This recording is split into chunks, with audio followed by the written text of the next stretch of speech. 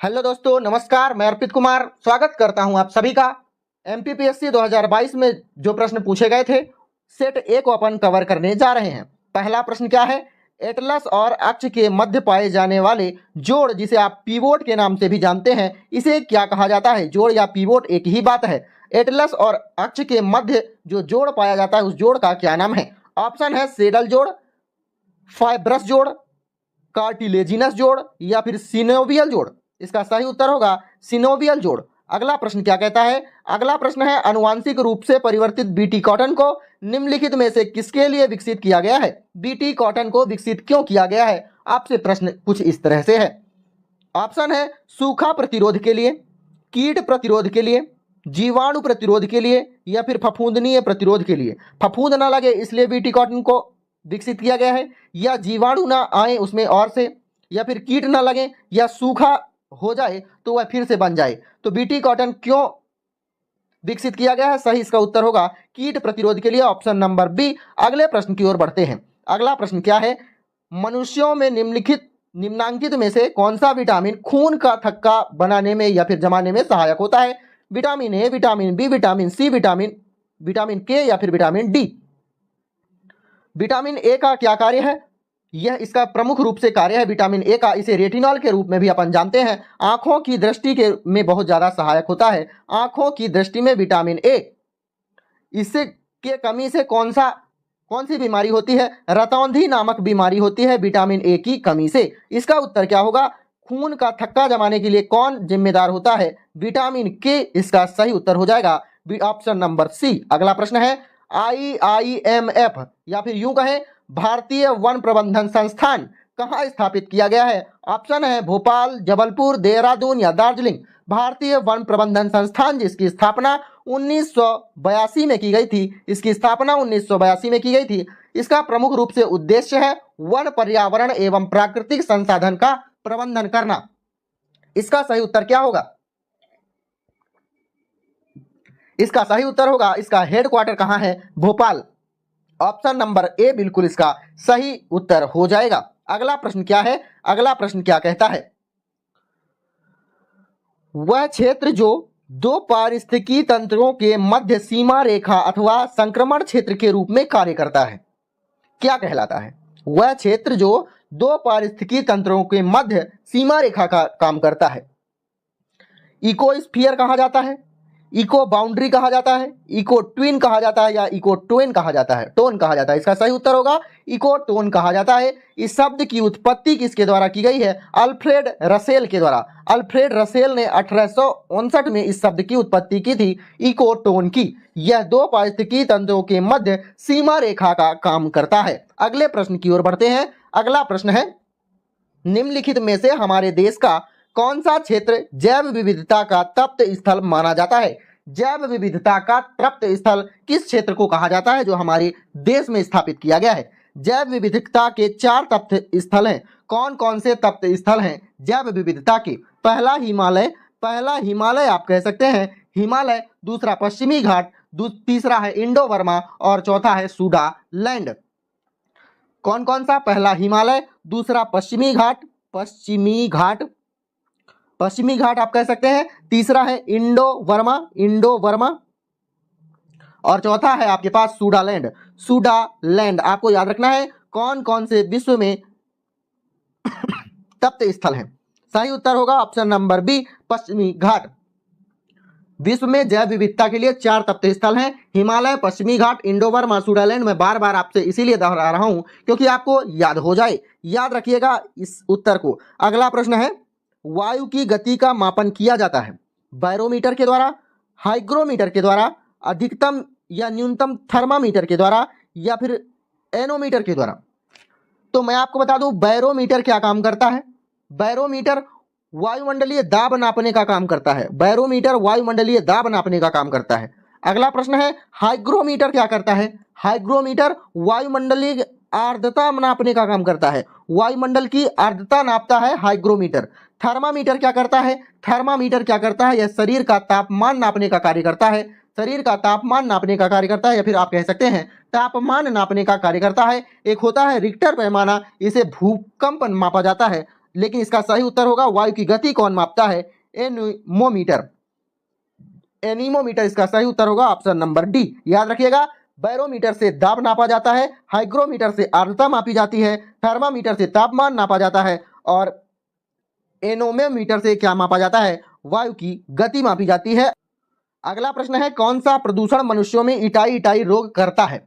कौन सा प्रदूषण है वह मनुष्य में इटाई इटाई रोग करता है? इटाई इटाई रोग का मतलब होता है, इटाई इटाई का अर्थ होता है दर्द, दर्द इसका अर्थ होता है। बीमारी, इस बीमारी का नाम 1912 में रखा गया, जापान के टोयामा प्रांत में लोगों के द्वारा रखा गया, क्योंकि यह एक प्रदूषण फैला यहाँ एक, और सीधे दर्द, सभी लोगों को दर्द होने लगा। इस बीमारी का नाम रखा गया इटाई इटाई। कौन से प्रदूषण के द्वारा होता है? कैडमियम प्रदूषण के द्वारा होता है इटाई इटाई रोग। अगले प्रश्न की ओर बढ़ते हैं। प्रश्न नंबर 9 क्या कहता है? खाद्य सुरक्षा और मानक अधिनियम 2006 के अनुसार हमारे देश में निम्नलिखित में से किस चिन्ह को सभी प्रसंस्कृत फलों के उत्पादों के लिए अनिवार्य किया गया है? खाद्य सुरक्षा मानक अधिनियम 2006 के अनुसार किसके द्वारा सभी फलों में, प्रसंस्कृत फलों में उत्पादों को अनिवार्य किया गया है? आपको बताना है कि कौन सा टैग इसमें लगना चाहिए। FPO यह है इसके लिए, खाद्य प्रसंस्करण के लिए, या फिर ISI मार्क लगना चाहिए, या BEE मार्क लगना चाहिए, या हॉल मार्क लगना चाहिए। आपको बताना है खाद्य प्रसंस्करण के लिए कौन सा मार्क आवश्यक है। FPO इसका सही उत्तर होगा FPO। यह खाद्य प्रसंस्करण उद्योग मंत्रालय के द्वारा संचालित किया गया है। खाद्य प्रसंस्करण उद्योग मंत्रालय के द्वारा FPO, जिसका फुल फॉर्म होता है fruit product order, food product order के रूप में आप इसे जान सकते हैं। यह मार्क लगने के बाद यह गारंटी देता है कि उत्पाद स्वच्छ वातावरण में निर्मित किया गया है। सभी उत्पादों पर यह मार्क आवश्यक हो गया है। ISI मार्क कब लगता है? ISI मार्क लगता है औद्योगिक उत्पादों के लिए। यह मानक अनुमान के रूप में कार्य करता है, औद्योगिक उत्पाद के रूप में यह कार्य करता है। जो भी औद्योगिक उत्पाद होगा उसमें ISI मार्क लगा होगा, तो यह आप कह सकते हैं कि यह गवर्नमेंट के द्वारा एक हिसाब से अच्छी कंपनी के द्वारा बनाया गया है। अगला है BEE। BEE स्टार रेटिंग के रूप में आप इसे जान सकते हैं। यह विद्युत उपकरणों में लगता है, यह विद्युत उपकरणों में लगता है। ISI मार्क कब लगता है? औद्योगिक उत्पादों में लगता है, औद्योगिक उत्पादों में लगता है। आपको याद रखना है। हॉल मार्क कहाँ लगता है? जो यह एक आधिकारिक चिन्ह है, प्लेटिनम, सोना, चांदी जैसे जो महत्वपूर्ण कीमती वस्तु होती हैं उसमें हॉल मार्क लगाया जाता है। चलिए अगला प्रश्न है, आयुष किसका संक्षिप्त रूप है? कौन सा इसका पूरा नाम है? ऑप्शन नंबर ए इसका सही उत्तर होगा आयुर्वेद, योग और प्राकृतिक चिकित्सा, यूनानी, सिद्ध और होम्योपैथी इसका पूरा नाम है। आयुष का पूरा नाम है। इसका उद्देश्य है भारत में स्वदेशी वैकल्पिक चिकित्सा को अपनाना। भारत में स्वदेशी वैकल्पिक चिकित्सा को अपनाना। भारतीय चिकित्सा पद्धति विभाग की स्थापना कब की गई थी? भारतीय चिकित्सा पद्धति विभाग की स्थापना 1995 में की गई थी। इसी नाम का, किस नाम का? भारतीय चिकित्सा पद्धति विभाग का नाम बदलकर आयुष रख दिया गया सन 2014 में। इसीलिए आप कह सकते हैं करंट अफेयर्स का प्रश्न 2022 में, इतना दिन के बाद यह करंट अफेयर्स क्यों आएगा भाई? लेकिन प्रश्न तो पूछा ही गया है, किसका नाम बदलकर यह नाम रखा गया है? भारतीय चिकित्सा पद्धति विभाग का नाम बदलकर 2014 में आयुष रखा गया है। आपको याद रखना है। अगला प्रश्न है, प्रश्न नंबर 11 है, भारत में कोयले के सकल उत्पादन के संदर्भ में मध्य प्रदेश का कौन सा स्थान है? कोयले के संबंध में मध्य प्रदेश का कौन सा स्थान है? दूसरा, तीसरा, चौथा या पांचवा? इसका सही उत्तर होगा ऑप्शन नंबर सी, भारत में मध्य प्रदेश का चौथा स्थान है। अगर आपसे पूछा जाए कोल इंडिया का राष्ट्रीयकरण कितने चरणों में किया गया? कोल इंडिया का राष्ट्रीयकरण कितने चरणों में किया गया? ऑप्शन नंबर 2, मतलब 2 चरणों में किया गया है। कौन कौन से चरण? पहला चरण है कोककारी कोयला खदान, जो कि आपातकालीन खदान है। यह कब किया गया? पहला राष्ट्रीयकरण किया गया 1971 में 1971 में किया गया कोककारी कोयला खदान अधिनियम 1971 के अनुसार। दूसरा राष्ट्रीयकरण किया गया 1973 में गैर कोककारी कोयला खदान अधिनियम 1973। याद रखना है 2 बार राष्ट्रीयकरण किया गया कोल इंडिया का। कब कब? 1971 में और 1973 में। चलिए अगले प्रश्न की ओर बढ़ते हैं।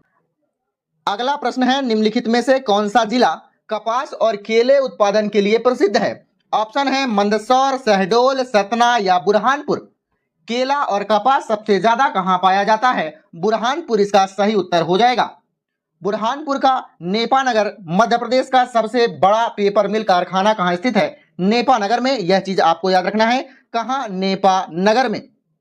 नेपानगर में मध्य प्रदेश का सबसे बड़ा पेपर मिल कारखाना स्थित है, जो कि बुरहानपुर जिले के अंतर्गत आता है।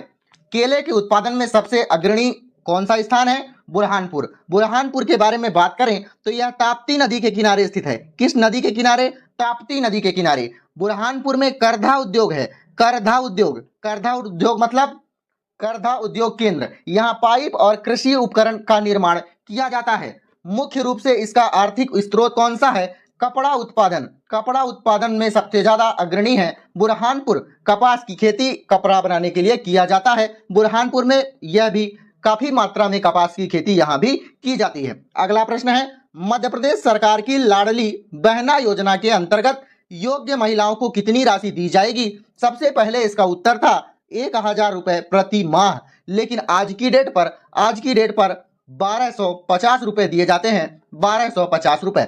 आगे बढ़ते हैं। अगला प्रश्न क्या कहता है? निम्नलिखित में से किस जनजाति को आदर के साथ खुटिया पटेल के रूप में संबोधित किया जाता है? खुटिया पटेल किसे कहा जाता है? ऑप्शन के रूप में है सहरिया, बैगा, भूमिया या इनमें से कोई नहीं। खुटिया पटेल किस जनजाति को कहा जाता है? इसका सही उत्तर होगा सहरिया जनजाति। सहरिया जनजाति भीलों की एक उपशाखा के रूप में आप जान सकते हैं। भीलों की एक उपशाखा के रूप में आप जान सकते हैं सहरिया जनजाति को। सहरिया जनजाति को गुना और शिवपुरी के क्षेत्र में गुना और शिवपुरी के क्षेत्र में राउत के नाम से जाना जाता है। किस नाम से? राउत के नाम से जाना जाता है सहरिया जनजाति को गुना शिवपुरी के क्षेत्र में। आगे बढ़ते हैं। भारत की जनगणना 2011 के अनुसार मध्य प्रदेश का न्यूनतम जनसंख्या घनत्व वाला जिला कौन सा है? डिंडौरी, अलीराजपुर, निवाड़ी या मंडला? 2011 की जनगणना के अनुसार मध्य प्रदेश का सबसे न्यूनतम जनसंख्या घनत्व वाला जिला डिंडौरी है। सबसे अधिकतम इंदौर है। आप याद कर सकते हैं। अगला प्रश्न है, मध्य प्रदेश की पहली महिला राज्यपाल कौन थी? ऑप्शन है सरला ग्रेवाल, नंदिनी सतपथी, आनंदीबेन या फिर द्रौपदी मुर्मू।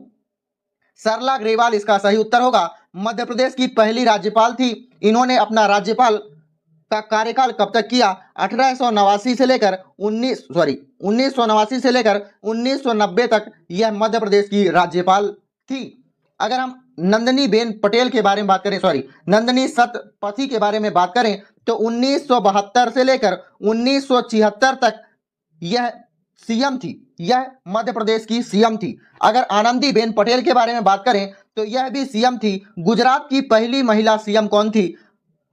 आनंदीबेन पटेल। द्रौपदी मुर्मू के बारे में अगर हम बात करें तो यह 2022 से लेकर अब तक मध्य प्रदेश के 15वें राज्यपाल के रूप में यह कार्य कर रही हैं। कौन? द्रौपदी मुर्मू। अगला प्रश्न है, मध्य प्रदेश में ग्राम पंचायत घोषित होने के लिए न्यूनतम जनसंख्या कितनी होनी चाहिए? मध्य प्रदेश में कितने जनसंख्या के अनुसार ग्राम पंचायत घोषित किया जा सकता है? ऑप्शन नंबर 20 का सही हो जाएगा। कम से कम 1000 व्यक्तियों की जनसंख्या जो कि मतदान देने वालों की हो, तब वहां जाकर ग्राम पंचायत बनाया जा सकता है। पंचायतों का गठन एक गांव में, ध्यान से सुनिएगा, एक गांव के लिए एक ग्राम पंचायत होना आवश्यक है। एक ब्लॉक के लिए एक जनपद पंचायत होना आवश्यक है। एक जिले के लिए एक जिला पंचायत होना आवश्यक है। मैंने आपको क्या बोला? एक गांव के लिए एक ग्राम पंचायत होना चाहिए। एक गांव के लिए एक ग्राम पंचायत, एक ब्लॉक के लिए एक जनपद पंचायत, एक जिले के लिए एक जिला पंचायत होना आवश्यक है, जैसा कि मध्य प्रदेश में कहा गया है। अगला प्रश्न है, मध्य प्रदेश में कितनी बार राष्ट्रपति शासन लागू किया गया है? मध्य प्रदेश में टोटल 3 बार राष्ट्रपति शासन लागू किया है। मतलब ऑप्शन नंबर सी आपका सही हो जाएगा। 3 बार कब कब हुआ है? पहली बार हुआ है गुरु, ध्यान से देखिएगा, 29 अप्रैल सन 1977 से लेकर 25 जून 1977 को। 1977 में पहली बार राष्ट्रपति शासन लगाया गया मध्य प्रदेश में। दूसरी बार 18 फरवरी 1980 से लेकर 8 जून 1980 तक। तीसरी बार 15 दिसंबर 1992 से लेकर 7 दिसंबर 1993 तक। ध्यान से आप सुनते चलिएगा। मतलब ऑप्शन नंबर कितना हो गया? 3। बताइए, राष्ट्रपति शासन लगाने के कौन से आधार हो सकते हैं? कौन से आधार हो सकते हैं? किस आधार पर राष्ट्रपति शासन लगाया जा सकता है? राष्ट्रपति शासन राज्य में कब लगाया जा सकता है? जब राज्य में संवैधानिकता का टूटना, मतलब संविधान के अनुसार कार्य न कर रहा हो कोई भी राज्य, तब राज्य में राष्ट्रपति शासन लगाया जा सकता है। आप ध्यान से सुनिएगा, संविधान का पालन न कर रहा हो राज्य, तब राष्ट्रपति शासन लगाया जा सकता है। और राष्ट्रपति शासन कब लगाया जा सकता है? दूसरी बार, जब राज्य केंद्र की बात ना मान रहा हो, या यूं कहें कि केंद्र द्वारा दिए गए दिशा निर्देशों का पालन ना कर रहा हो राज्य, तब राज्य में राष्ट्रपति शासन लगाया जा सकता है। ठीक है, अगले प्रश्न की ओर बढ़ते हैं। अगला प्रश्न है, मध्य प्रदेश में मुख्यमंत्री की अनुपस्थिति में निम्नलिखित में से कौन मंत्री परिषद की बैठक की अध्यक्षता करेगा? अगर मध्य प्रदेश में मुख्यमंत्री नहीं है तो फिर मंत्री परिषद की बैठक की अध्यक्षता कौन करता है? ऑप्शन है आपके पास, मंत्री गृह विभाग, या मुख्यमंत्री द्वारा निर्दिष्ट मंत्री, या फिर मंत्री वित्त विभाग, या मंत्री संसदीय कार्य विभाग। कौन इसकी अध्यक्षता करेगा? मुख्यमंत्री द्वारा जो निर्दिष्ट, या फिर मुख्यमंत्री जिसे कहा जाएगा वही अध्यक्षता कर सकते हैं। ऑप्शन नंबर बी इसका राइट आंसर हो जाएगा। ऑप्शन नंबर बी, मुख्यमंत्री द्वारा जो नामांकित, या फिर मुख्यमंत्री जिसे कहे जाएंगे उसे अध्यक्षता करना अनिवार्य हो जाएगा। आप समझ सकते हैं। अगला प्रश्न है, मध्य प्रदेश के प्रथम मुख्यमंत्री कौन थे? रविशंकर शुक्ला, द्वारिका प्रसाद मिश्र, कैलाशनाथ काटजू, या भगवंत राव मंडलोई। इसका सही उत्तर क्या होगा? इसका सही उत्तर होगा रविशंकर शुक्ल। यह मध्य प्रदेश के मुख्यमंत्री पहले थे। इन्होंने राज्यभार या फिर कार्यभार कब तक संभाला? 1 नवंबर 1956 से लेकर 31 दिसंबर सन 1956 तक। 31 दिसंबर सन 1956 तक, मतलब नवंबर और दिसंबर 1 माह के लिए यह मुख्यमंत्री थे। 1 नवंबर 1956 से लेकर 31 दिसंबर 1956 आप याद कर सकते हैं, 1 माह से अधिक। ठीक है, चलिए दोस्तों अगले प्रश्न की ओर बढ़ते हैं। अगला प्रश्न है, राज्य मानवाधिकार आयोग से संबंधित है। प्रश्न है, राज्य मानवाधिकार आयोग के सदस्यों की नियुक्ति हेतु जो समिति गठित की जाती है उसकी अध्यक्षता कौन करता है? जो समिति गठित की जाती है सदस्यों की नियुक्ति के लिए, राज्य मानवाधिकार आयोग के सदस्यों की नियुक्ति के लिए, उसकी अध्यक्षता कौन करता है? ऑप्शन है, राज्यपाल, मुख्यमंत्री, मुख्य न्यायाधीश, या महाधिवक्ता उस समिति की अध्यक्षता करते हैं। आपके पास सही उत्तर होना चाहिए मुख्यमंत्री। मध्य प्रदेश राज्य मानवाधिकार आयोग का गठन कब किया गया था? 13 सितंबर 1995 को मध्य प्रदेश राज्य मानवाधिकार आयोग का गठन किया गया था। इसका गठन राज्य सरकार द्वारा मानवाधिकार संरक्षण अधिनियम 1993 की धारा 31 की तहत किया गया था। ध्यान से सुनिएगा मैं क्या कह रहा हूं। राज्य मानवाधिकार आयोग जो मध्य प्रदेश का है, मध्य प्रदेश राज्य मानवाधिकार आयोग का गठन सरकार द्वारा मानवाधिकार संरक्षण अधिनियम जो कि 1993 में आया था, मानवाधिकार संरक्षण अधिनियम, इसकी धारा 21 के तहत इसका निर्माण किया गया था। इसकी धारा 36 में क्या है? इसकी धारा 36 में क्या है? जो राज्य मानवाधिकार संरक्षण अधिनियम 1993 की धारा 31 में क्या है? उसमें लिखा हुआ है, 1 वर्ष से पुराने मामलों की जांच राज्य मानवाधिकार आयोग नहीं करेगा। अगर आपसे पूछा जाए राज्य मानवाधिकार आयोग का अवकाश कौन करता है, ध्यान रखिएगा राज्यपाल करता है। इसका अध्यक्ष कौन होता है? मुख्यमंत्री होता है। इसका निष्कासन कौन करता है? राष्ट्रपति करता है। और वार्षिक रिपोर्ट कौन देता है? राज्य सरकार के द्वारा दिया जाता है। जो मध्य प्रदेश का राज्य मानवाधिकार आयोग है, इसमें कितने सदस्य होते हैं? राज्य मानवाधिकार आयोग के सदस्यों की संख्या 4 या 6 होती है। 4 या 6 होती है। इसका मुखिया मुख्यमंत्री होता है। उसमें और कौन कौन होते हैं? क्षेत्रीय अध्यक्ष होता है, गृह मंत्री होता है, विधानसभा में एक व्यक्ति को नामांकित किया जाता है, वह नेता होता है, विधान परिषद का अध्यक्ष होता है, और नेता प्रतिपक्ष होता है जो विधान परिषद का होता है। मैं जब डिटेल से आपको बताऊंगा राज्य मानवाधिकार आयोग, तब इसके बारे में और डिटेल से चर्चा की जाएगी। फिलहाल अगले प्रश्न की ओर बढ़ते हैं। अगला प्रश्न है, मध्य प्रदेश राज्य पिछड़ा वर्ग आयोग का जो संशोधन अधिनियम आया है 1931 के अंतर्गत कितने अशासकीय सदस्य होते हैं। मध्य प्रदेश राज्य पिछड़ा वर्ग आयोग का जो संशोधन हुआ है 2021 में कितने अशासकीय सदस्यों की नियुक्ति होती है? इसका सही उत्तर होगा 5 अशासकीय सदस्य होते हैं। 5 अशासकीय सदस्य होते हैं, इसका सही उत्तर होगा। 5 गैर सरकारी सदस्य होते हैं, आप कह सकते हैं। वह पांचों के पांचों जो सदस्य होते हैं वह पिछड़े वर्ग से संबंधित मामलों के जानकार होते हैं। मामलों के जानकार होते हैं, किस मामलों के? जो पिछड़े वर्ग से संबंधित मामले होते हैं उसके जानकार होते हैं। 5 जो गैर सरकारी सदस्य होते हैं इनमें से एक तो अध्यक्ष होता है, एक उपाध्यक्ष होता है। 5 में से कम जो एक अध्यक्ष होता है वह पिछड़ा वर्ग का होना चाहिए और उनमें से 2 व्यक्ति जो सदस्य होंगे वह पिछड़े वर्ग से होने चाहिए। अर्थात 3 व्यक्ति जो होंगे, 3 के 3 व्यक्ति पिछड़े वर्ग से होने चाहिए, पहला अध्यक्ष और कम से कम 2 अन्य सदस्य जो पिछड़े वर्ग के होने चाहिए। अगला प्रश्न क्या है? राष्ट्रीय मानवाधिकार आयोग के संदर्भ में कथनों का विश्लेषण कीजिए। 2 कथन दिए हुए हैं, उसका विश्लेषण करना है। पहला कथन है मानव अधिकार आयोग मानव अधिकार के क्षेत्र में कार्यरत संस्थाओं को प्रोत्साहित करता है। क्या यह कथन सही है या गलत है? क्या है? मानवाधिकार आयोग मानव अधिकार क्षेत्र से जो संबंधित मामले होते हैं उसको प्रोत्साहित करता है या संस्थाओं को प्रोत्साहित करता है। दूसरा कथन है आयोग का काम मानवाधिकार क्षेत्र में अनुसंधान करना भी होता है। क्या यह दोनों के दोनों कथन सही है? पहला ऑप्शन है पहला कथन सत्य है। दूसरा है कि सिर्फ दूसरा कथन सत्य है, पहला और दूसरा दोनों ही कथन सही है या फिर दोनों कथन सही है? दोनों कथन सही है। ध्यान से सुनिएगा राष्ट्रीय मानवाधिकार आयोग के बारे में। राष्ट्रीय मानवाधिकार आयोग स्वयं भी पहल कर सकता है मानव अधिकार मामले में, या फिर किसी पीड़ित के द्वारा जो शिकायत की जाती है उस पर ध्यान देगा, या कोई पीड़ित है उसका कोई साथी अगर शिकायत कर रहा है उस मामले में भी ध्यान देगा। राष्ट्रीय मानवाधिकार आयोग का यह प्रथम कार्य होता है कि जो भी कार्य मानवाधिकार से संबंधित है उस पर ध्यान देगा। दूसरा है मानवाधिकार मामलों में न्यायालय के अनुमोदन पर हस्तक्षेप कर सकता है।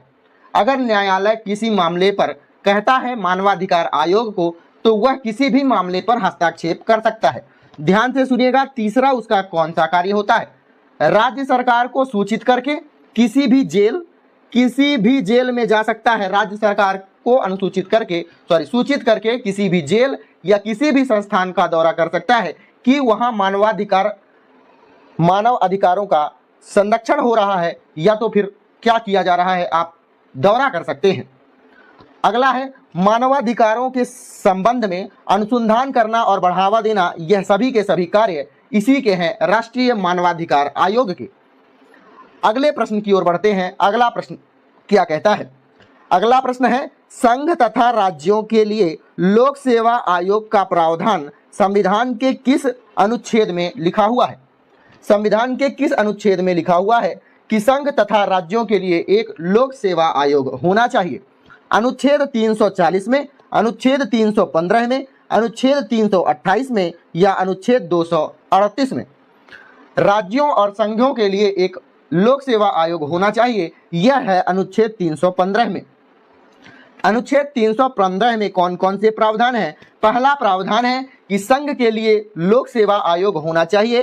किसके लिए? संघ के लिए। दूसरा प्रावधान है कि राज्यों के लिए भी एक लोक सेवा आयोग होना चाहिए। तीसरा प्रावधान है अगर 2 राज्य चाहें तो संसद के द्वारा कानून बनवाकर एक संयुक्त लोक सेवा आयोग का गठन कर सकते हैं।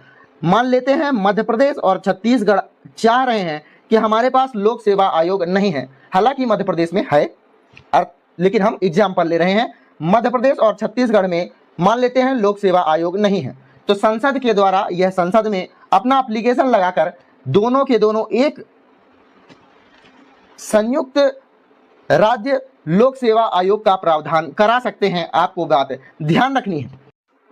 चलिए अब अगले प्रश्न की ओर बढ़ते हैं। अगला प्रश्न है भारत के नियंत्रक और महालेखा परीक्षक के वेतन एवं सेवा की शर्तें कहाँ विनिर्दिष्ट की गई है? भारतीय संविधान के प्रथम अनुसूची में, द्वितीय अनुसूची में, तृतीय अनुसूची में या चतुर्थ अनुसूची में? जो भारत के नियंत्रक होते हैं और महालेखा परीक्षक होते हैं, उसके वेतन एवं सेवा की शर्तें कहां दी गई हैं? इसका सही उत्तर होगा द्वितीय अनुसूची में भारतीय संविधान के। भारतीय संविधान के द्वितीय अनुसूची में और क्या क्या दिया गया है? हमारे संविधान की जो द्वितीय अनुसूची है उसमें कुछ व्यक्तियों के भत्तों, विशेषाधिकारों और परिलब्धियों के बारे में दिया गया है। द्वितीय अनुसूची में किन किन व्यक्तियों के बारे में भत्तों और विशेषाधिकारों के बारे में बात की गई है? पहले व्यक्ति होंगे राष्ट्रपति, राज्यपाल, जो राज्यों के प्रमुख राज्यपाल होंगे। लोकसभा के अध्यक्ष और उपाध्यक्ष के बारे में भी द्वितीय अनुसूची में दिया गया है। राज्यों की परिषद के अध्यक्ष और उपाध्यक्षों के बारे में भी, विधानसभा के अध्यक्ष और उपाध्यक्षों के भत्तों और विशेषाधिकारों के बारे में भी कहा गया है। द्वितीय अनुसूची में ही किसी राज्य की विधान परिषद का सभापति और उपसभापति के बारे में भी दिया गया है।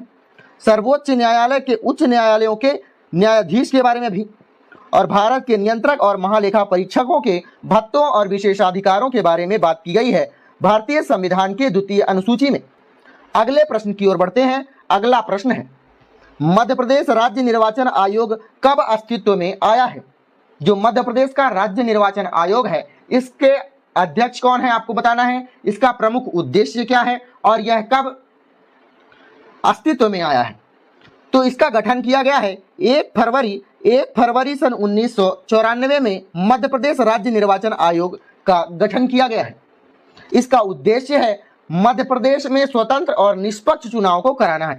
इसका सही उत्तर होगा ऑप्शन नंबर बी, 1 फरवरी 1994 में यह अस्तित्व में आया। इसका उद्देश्य है मध्य प्रदेश के स्वतंत्र और निष्पक्ष चुनाव कराना।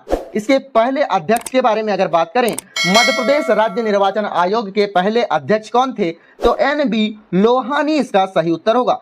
NB लोहानी मध्य प्रदेश निर्वाचन आयोग के पहले अध्यक्ष थे।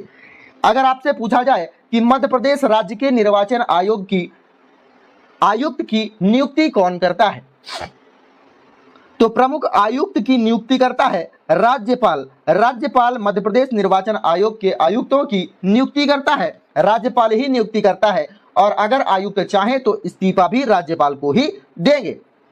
ठीक है, बहुत बात कर ली है हमने मध्य प्रदेश राज्य निर्वाचन आयोग के बारे में। अगर हम आपसे बात करें, आपसे कहें कि भारत में चुनाव आयोग के बारे में अगर मैं आपसे पूछूं कि इसकी स्थापना कब की गई है, भारत के चुनाव आयोग की स्थापना कब की गई है? 25 जनवरी 1950 को भारतीय चुनाव आयोग की स्थापना की गई थी। और मैंने आपको बताया मध्य प्रदेश राज्य चुनाव आयोग की स्थापना 1 फरवरी 1994 में की गई। ध्यान से सुनिएगा, चुनाव आयोग जो भारतीय चुनाव आयोग है, इसका हेडक्वार्टर अगर आपसे कभी पूछा जाए तो नई दिल्ली, आप इसका उत्तर बता देंगे। और अगर आपसे पूछा जाए जो भारतीय चुनाव आयोग है, संविधान के किस अनुसूची में उसका वर्णन किया गया है, तो संविधान की अनुसूची किस अनुच्छेद में वर्णन किया गया है? 324 से लेकर 329 तक भारतीय चुनाव आयोग के बारे में बताया गया है।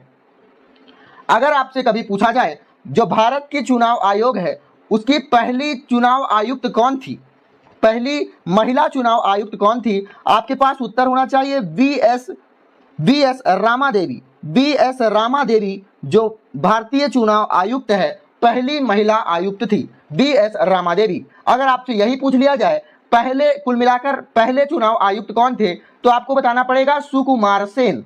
जो भारतीय चुनाव आयोग है उसके आयुक्तों का कार्यकाल कितना होता है? 6 वर्ष से लेकर 6 वर्ष समाप्त हो जाए या 65 वर्ष का वह व्यक्ति पूरा हो जाए। चुनाव आयुक्त की नियुक्ति कौन करता है? राष्ट्रपति ही करता है। और एक चुनाव का जो अध्यक्ष होगा और कुल मिलाकर कुछ चुनाव आयुक्त होंगे। मैं इसके बारे में आपसे डिटेल से बात कर चुका हूं 2019 की वीडियो में। अगले प्रश्न पर चलते हैं। नीति आयोग के उपाध्यक्ष की नियुक्ति कौन करता है? नीति आयोग के उपाध्यक्ष की नियुक्ति कौन करता है? ऑप्शन है आपके पास भारत के राष्ट्रपति, भारत के प्रधानमंत्री, भारत के उपराष्ट्रपति या लोकसभा अध्यक्ष। नीति आयोग के उपाध्यक्ष की नियुक्ति करता है भारत का प्रधानमंत्री।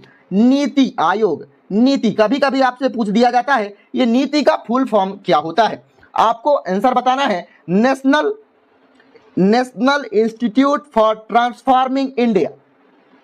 नीति का फुल फॉर्म आप क्या बताएंगे? National institute for transforming India. अगर आपसे पूछा जाए नीति आयोग की स्थापना कब हुई है, तो इसकी स्थापना हुई है 2015 में। यह किसके स्थान पर भारत में आया? योजना आयोग के स्थान पर नीति आयोग का गठन किया गया। नीति आयोग के अध्यक्ष कौन होते हैं? प्रधानमंत्री होते हैं। उपाध्यक्ष कौन होता है? प्रधानमंत्री के द्वारा जो नियुक्त किया जाता है वह। और पदेन सदस्य कौन होता है? 4 केंद्रीय मंत्री, जिसकी नियुक्ति भी प्रधानमंत्री के द्वारा ही की जाती है। आपको याद रखना है नीति आयोग के बारे में। अगले प्रश्न की ओर बढ़ते हैं। अगला प्रश्न है, सतर्कता के क्षेत्र में केंद्रीय एजेंसी को सलाह एवं मार्गदर्शन देने हेतु केंद्रीय सतर्कता आयोग की स्थापना किसकी अध्यक्षता वाली समिति की सिफारिश पर आधारित है? किसने सिफारिश की थी? किस समिति ने सिफारिश की थी कि केंद्रीय सतर्कता आयोग की स्थापना की जाए? सबसे पहले तो इस प्रश्न का उत्तर देने से पहले मैं आपसे पूछूंगा कि केंद्रीय सतर्कता आयोग की स्थापना कब की गई थी? 1964 आपके पास सही उत्तर होना चाहिए। 1964 में केंद्रीय सतर्कता आयोग की स्थापना की गई थी। तब यह जब 1964 में इसकी स्थापना की गई थी तो यह ना तो यह संवैधानिक निकाय था और ना यह वैधानिक निकाय था। लेकिन सन 2003 में, ध्यान से सुनिएगा मैं क्या कह रहा हूं, 1964 में मूल रूप से ना तो यह संवैधानिक निकाय था और ना यह वैधानिक निकाय था। लेकिन सन 2003 में यह इसे एक वैधानिक निकाय के रूप में मान्यता दे दी गई। केंद्रीय सतर्कता आयोग का उद्देश्य क्या था? केंद्रीय सतर्कता आयोग का उद्देश्य क्या था? इसका उद्देश्य था भ्रष्टाचार में रोकथाम करना। भ्रष्टाचार में रोकथाम करना केंद्रीय सतर्कता आयोग का प्रमुख कार्य था या उद्देश्य था। अब बताना है कि किस समिति की अनुशंसा पर इसकी स्थापना की गई। ऑप्शन है आपके पास शांता सिन्हा, के संथानम, विभा पार्थ सारथी या न्यायमूर्ति रंगनाथ मिश्र। तो इसका सही उत्तर होगा के संथानम। के संथानम की समिति की अनुशंसा पर ही केंद्रीय सतर्कता आयोग की स्थापना की गई थी। अगर मैं आपसे पूछूं कि के संथानम समिति की स्थापना कब की गई थी? 1962 में। 1962 में इसकी स्थापना हुई और इसके 2 साल बाद 1964 में केंद्रीय सतर्कता आयोग की भी स्थापना की गई। के संथानम समिति की अध्यक्षता कौन कर रहे थे? आपके पास उत्तर होना चाहिए लाल बहादुर शास्त्री के द्वारा के संथानम समिति की अध्यक्षता की जा रही थी। अगले प्रश्न की ओर बढ़ते हैं। अगला प्रश्न है, निम्नलिखित में से कौन राज्य का मुख्य चुनाव आयुक्त या राज्य चुनाव आयुक्त नहीं हो सकता है? कौन नहीं हो सकता है? ऑप्शन है पत्रकारिता क्षेत्र का व्यक्ति मध्य प्रदेश का या किसी भी राज्य का मुख्य चुनाव आयुक्त या राज्य चुनाव आयुक्त नहीं हो सकता। क्या यह बात सही है? तो इसका सही उत्तर होगा कि पत्रकारिता क्षेत्र का व्यक्ति हो सकता है। कौन नहीं हो सकता आपको बताना है। विधि क्षेत्र का व्यक्ति जो विधि मामले की जानकारी रखता होगा वह क्या मुख्य चुनाव आयुक्त या राज्य चुनाव आयुक्त हो सकता है? बिल्कुल हाँ, हो सकता है। विज्ञान और प्रौद्योगिकी क्षेत्र का व्यक्ति यह भी हो सकता है। लेकिन राज्य क्षेत्र के विधानमंडल का सदस्य मुख्य चुनाव आयुक्त या राज्य चुनाव आयुक्त नहीं हो सकता है। आपको ध्यान रखना है। ऑप्शन नंबर डी इसका सही उत्तर हो जाएगा। अगला प्रश्न है, भारतीय संविधान के किस अनुच्छेद के अंतर्गत राष्ट्रीय अनुसूचित जाति आयोग का गठन किया गया है? राष्ट्रीय अनुसूचित जाति आयोग का गठन किस अनुच्छेद के अंतर्गत किया गया है? इसका सही उत्तर होगा क्या? ऑप्शन है आपके पास 332, 338, 342 या 328। जो भारतीय संविधान के किस अनुच्छेद के अंतर्गत राष्ट्रीय अनुसूचित जाति आयोग का गठन किया गया है? ऑप्शन नंबर बी, अनुच्छेद 338 के अनुसार। इसमें प्रावधान है कि अनुसूचित जातियों के लिए एक कमीशन आयोग का भी गठन किया जाएगा। अनुसूचित जाति आयोग के लिए यह राष्ट्रीय अनुसूचित जाति आयोग यह एक संवैधानिक निकाय है। इस अनुच्छेद में जातियों के हितों की रक्षा या रोकथाम के बारे में बात की गई है अनुच्छेद 338 में। अगले प्रश्न की ओर बढ़ते हैं। अगला प्रश्न है, खाद्य और कृषि संगठन FAO का मुख्यालय निम्नलिखित में से किस शहर में अवस्थित है? खाद्य और कृषि संगठन का मुख्यालय कहाँ है? ऑप्शन है आपके पास जकार्ता, हेग, जिनेवा या रोम। खाद्य एवं कृषि संगठन, बताइए इसकी स्थापना कब हुई थी?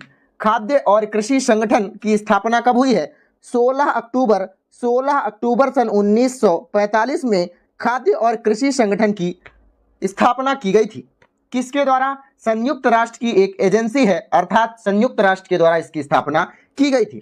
खाद्य और कृषि संगठन की स्थापना 16 अक्टूबर 1945 को की गई थी, इसीलिए 16 अक्टूबर को विश्व खाद्य दिवस के रूप में मनाया जाता है। विश्व खाद्य दिवस के रूप में क्या मनाया जाता है? 16 अक्टूबर को। इसका हेडक्वार्टर कहाँ है? इसका हेडक्वार्टर है रोम। रोम जहां पड़ता है, इटली में इसका हेडक्वार्टर है। ठीक है, इसका उद्देश्य क्या है? खाद्य और कृषि संगठन का उद्देश्य है भूखमरी को समाप्त करना, पोषण तथा खाद्य सुरक्षा में सुधार का प्रयास करके जीवन स्तर को थोड़ा और बढ़ाना। खाद्य और कृषि संगठन के द्वारा 2 रिपोर्ट पेश की जाती है। कौन कौन सी रिपोर्ट है? आपके प्रतियोगी परीक्षाओं में काफी बार पूछी जाती है। पहली रिपोर्ट यह है, ध्यान से सुनिएगा, विश्व में खाद्य सुरक्षा और पोषण की स्थिति क्या है।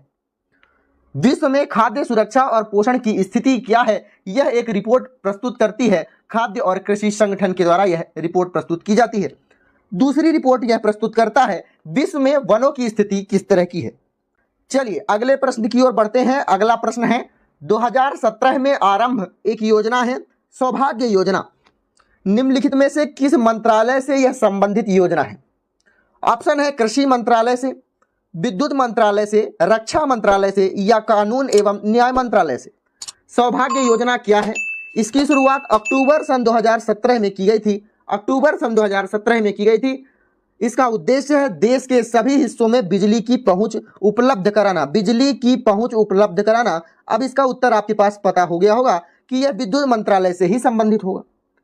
हर घर सहज बिजली योजना इसका प्रमुख उद्देश्य था, अर्थात इसका कार्यान्वयन कौन करेगा? विद्युत मंत्रालय करेगा। स्वाभाविक सी बात है, क्योंकि इसके द्वारा ही यह योजना चालू की गई है।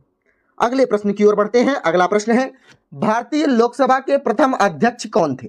भारतीय लोकसभा के प्रथम अध्यक्ष कौन थे? 1952 में पहली बार अध्यक्षता किसने की थी? इसका सही उत्तर होगा श्री गणेश वासुदेव मावलंकर। यह कहां के रहने वाले थे? यह गुजरात के रहने वाले थे। गुजरात में बड़ौदा नामक स्थान में इनका जन्म हुआ था। बड़ौदा में इनका जन्म हुआ था श्री गणेश वासुदेव मावलंकर का। 1952 में लोकसभा के पहले अध्यक्ष के रूप में यह चुने गए। ध्यान रखिएगा, 1916 में गुजरात के सभा सचिव के रूप में इन्हें चुना गया था। यह भारतीय राष्ट्रीय कांग्रेस के सदस्य भी हुआ करते थे। भारतीय राष्ट्रीय कांग्रेस के सदस्य भी यह हुआ करते थे, श्री गणेश वासुदेव मावलंकर। ध्यान रखिएगा, इनके बारे में एक और महत्वपूर्ण तथ्य है, यह काफी बार आपके प्रतियोगी परीक्षाओं में पूछा जा सकता है। अहमदाबाद एजुकेशन सोसाइटी के संस्थापक के रूप में इन्हें जाना जाता है। किस सोसाइटी के संस्थापक के रूप में?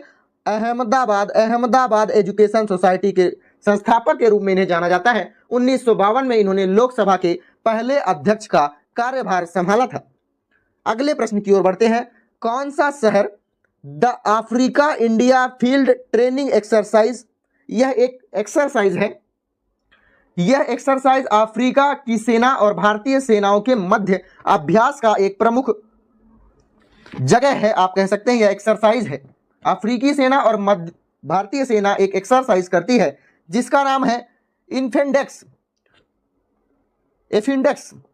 तो बताना है इसका दूसरा संस्करण कहां हुआ है। इसका दूसरा संस्करण हुआ है पुणे में। अगले प्रश्न की ओर बढ़ते हैं। यह प्रश्न आप कह सकते हैं कि करंट अफेयर से संबंधित था। 2022 में मध्य प्रदेश में वैश्विक निवेशक शिखर सम्मेलन 2023 किस स्थान पर आयोजित किया गया था? वैश्विक निवेशक शिखर सम्मेलन कब आयोजित किया गया था? 2023 में। किस स्थान पर? इसका सही उत्तर होगा भोपाल, ग्वालियर, उज्जैन, इंदौर। इंदौर इसका सही उत्तर होगा। वैश्विक निवेशक शिखर सम्मेलन 2023 कहां आयोजित किया गया था? इंदौर में। अगले प्रश्न की ओर बढ़ते हैं। अगला प्रश्न है भारतीय सेना ने मध्य प्रदेश के किस स्थान पर क्वांटम प्रयोगशाला की स्थापना 2021 में की है? क्वांटम प्रयोगशाला की स्थापना 2021 में किस स्थान पर की गई है? महू में या जबलपुर में, भोपाल में या छिंदवाड़ा में? तो क्वांटम प्रयोगशाला की स्थापना महू में की गई है। यह भारतीय सेना के द्वारा किया गया है। यह प्रश्न आप ध्यान से सुनिएगा। निम्नलिखित में से कौन से युग्म सुमेलित नहीं है? रंगास्वामी कप पोलो से संबंधित है, क्या यह बात सही है? शीश महल ट्रॉफी क्रिकेट से संबंधित है, क्या यह बात सही है? यादविंद्र कप हॉकी से संबंधित है, क्या बात सही है? रोवर्स कप फुटबॉल से संबंधित है, कौन सी बात सही है, कौन सी नहीं है? निम्नलिखित में से कौन सी सुमेलित है?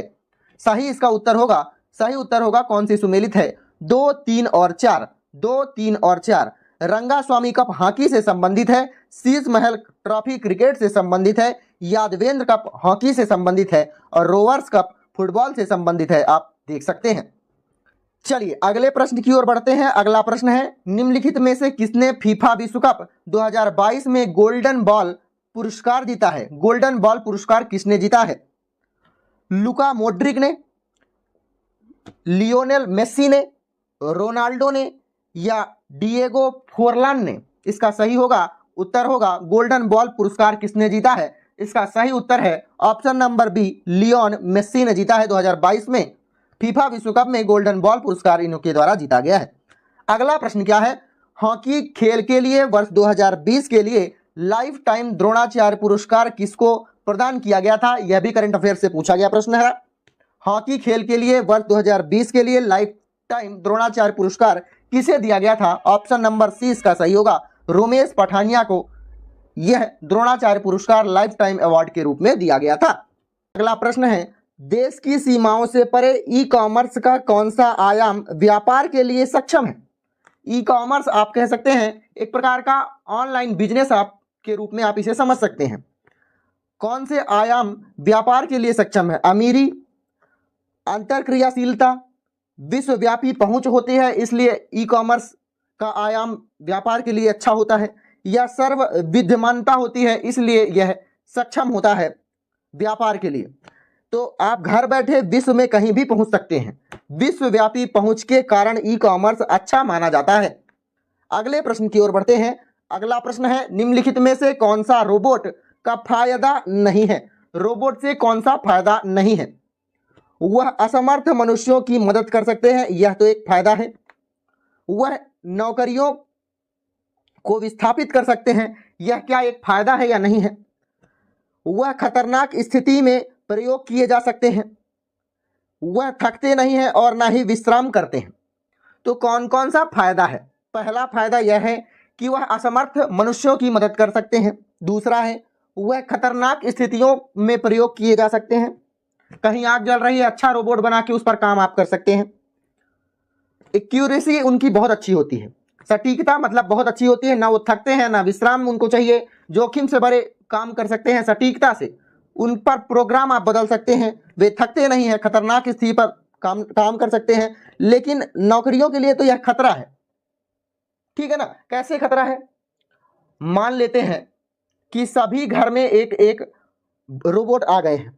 जो बड़े बड़े व्यक्ति होते हैं उनके घर में नौकर लगे होते हैं, बर्तन धोने के लिए अलग लगा होता है, खाना बनाने के लिए अलग लगा होता है, आप कह सकते हैं, ठीक है। तो उनका अगर आप रोबोट ले आएंगे तो वो सभी काम कर देगा, मतलब जो नौकरी होगी, किसी गरीब की नौकरी चल रही होगी, वह तो खतरे में चली जाएगी। मतलब ऑप्शन नंबर 20 का सही होगा, यह फायदे का नहीं है। अगला प्रश्न है, सोशल मीडिया अनुकूलन क्या है? पहला ऑप्शन है सोशल नेटवर्क द्वारा आसानी से प्रचार प्रसार किया जा सकता है, यह इसका एक अनुकूलन है या नहीं। स्पष्ट कंटेंट लिखना, यह अनुकूलन है या नहीं। छोटा कंटेंट बनाना जिसे आसानी से अनुक्रमित किया जा सके, मतलब पढ़ा जा सके, समझा जा सके। लोगों की सामाजिक नेटवर्किंग में नियुक्ति के लिए कंटेंट बनाना कि आप सामाजिक नेटवर्क में आ जाएं, जुड़े रहें। सोशल मीडिया का अनुकूलन क्या है? इसका सही उत्तर होगा सोशल नेटवर्क को आसानी से प्रचार प्रसार किया जा सकता है। एक लक्ष्य से आप किसी एक लक्ष्य को परिभाषित किया जा सकता है, कीवर्ड रिसर्च किया जा सकता है, कंटेंट की विविधता होती है सोशल मीडिया में, उपयोगकर्ताओं का जुड़ाव होता है, जो फेसबुक चलाते हैं एक दूसरे से जुड़े होते हैं, जुड़ाव होता है। सोशल मीडिया का अनुकूलन इसे कहते हैं।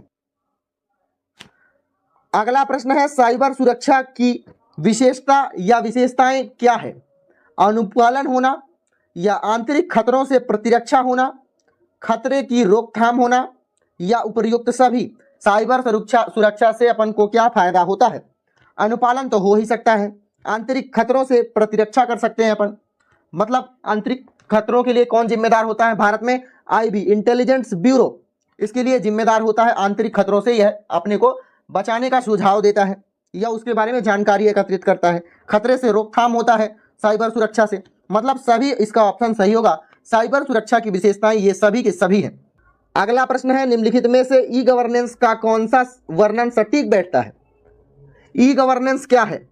यह एक प्रकार का समावेशन को बढ़ावा देने का एक प्रमुख कार्य है। सार्वजनिक सेवा के लिए सुलभ बनाता है। ई गवर्नेंस, इससे क्या हमें फायदा होता है? कोई भी रिपोर्ट आसानी से ऑनलाइन मिल जाती है, ठीक है। ई गवर्नेंस से यही तो फायदा होता है कि हम डायरेक्ट ऑनलाइन कर सकते हैं किसी भी चीज को, रिपोर्ट को आसानी से ऑनलाइन उपलब्ध हो जाएगी, हम पढ़ लेंगे, भ्रष्टाचार को अपन रोक सकते हैं। कहाँ कितना पैसा दिया गया है, कितना हमें चाहिए, कितना लगाया जाना चाहिए, कितनी इसकी शुल्क है, कोई हमसे ज्यादा ले रहा है या नहीं ले रहा है। ई गवर्नेंस से हमें यही फायदा होता है। कुल मिलाकर तकनीकी आधारशिला है शासन चलाने की ई गवर्नेंस। तो कौन सा सटीक वर्णन इसका बैठता है? तकनीकी आधारशिला प्रशासन की व्यवस्था देना ई गवर्नेंस का प्रमुख उद्देश्य है। अगला प्रश्न है, किसे कृत्रिम बुद्धिमत्ता का जनक कहा जाता है? कृत्रिम बुद्धिमत्ता का जनक किसे कहा जाता है? Option number B, John McCarthy को कृत्रिम बुद्धिमत्ता का जनक कहा जाता है। अगला प्रश्न है, निम्नलिखित डायोड में से कौन सा अत्यंत उच्च गति स्विचिंग इलेक्ट्रॉनिक परिपथ में प्रयोग किया जाता है? Tunnel diode. टनल डायोड इसका सही उत्तर होगा। यह एक प्रकार का सेमीकंडक्टर है। यह एक प्रकार का सेमीकंडक्टर है। यह ultra high speed switching circuit के रूप में इसे जाना जाता है, टनल डायोड को। चलिए अगला प्रश्न क्या कहता है, इलेक्ट्रॉनिक उपकरणों में से निम्नलिखित में से कौन सी तकनीकी इलेक्ट्रॉनिक होल युग्म पैदा करने के लिए प्रयोग नहीं की जा सकती है? नहीं की जा सकती है इलेक्ट्रॉनिक होल युग्म पैदा करने के लिए। कौन से युग्म को उपयोग नहीं किया जा सकता है? तापीय सक्रियता, संघट्ट आयनीकरण, प्रशासिक सक्रियता या अशुद्ध अंतःक्षेप। इसका सही उत्तर होगा इलेक्ट्रॉनिक होल। इससे पैदा अपन नहीं कर सकते, अशुद्ध अंतःक्षेप से अपन इलेक्ट्रॉनिक होल पैदा नहीं कर सकते, बाकी सबसे अपन इलेक्ट्रॉनिक होल पैदा कर सकते हैं। अगले प्रश्न की ओर बढ़ते हैं। अगला प्रश्न है, निम्नलिखित में से कौन सा कृत्रिम बुद्धिमत्ता या आप कह सकते हैं आर्टिफिशियल इंटेलिजेंस के पक्षपात का स्रोत नहीं है? कौन सा नहीं है? डेटा क्या आर्टिफिशियल इंटेलिजेंस के लिए आवश्यक है? डेटा है या नहीं? एल्गोरिदम, लोग या फिर क्षमता? क्षमता इसका सही उत्तर होगा। यह पक्षपात का स्रोत नहीं है। क्षमता यह किसी व्यक्ति के कार्य करने की क्षमता को संदर्भित करती है। यह आर्टिफिशियल इंटेलिजेंस का भाग नहीं हो सकता है। प्रश्न नंबर 51 प्रश्न है, वर्ष 2011 की जनगणना के अनुसार निम्नलिखित में से किस राज्य में जनसंख्या वृद्धि दर सर्वाधिक थी?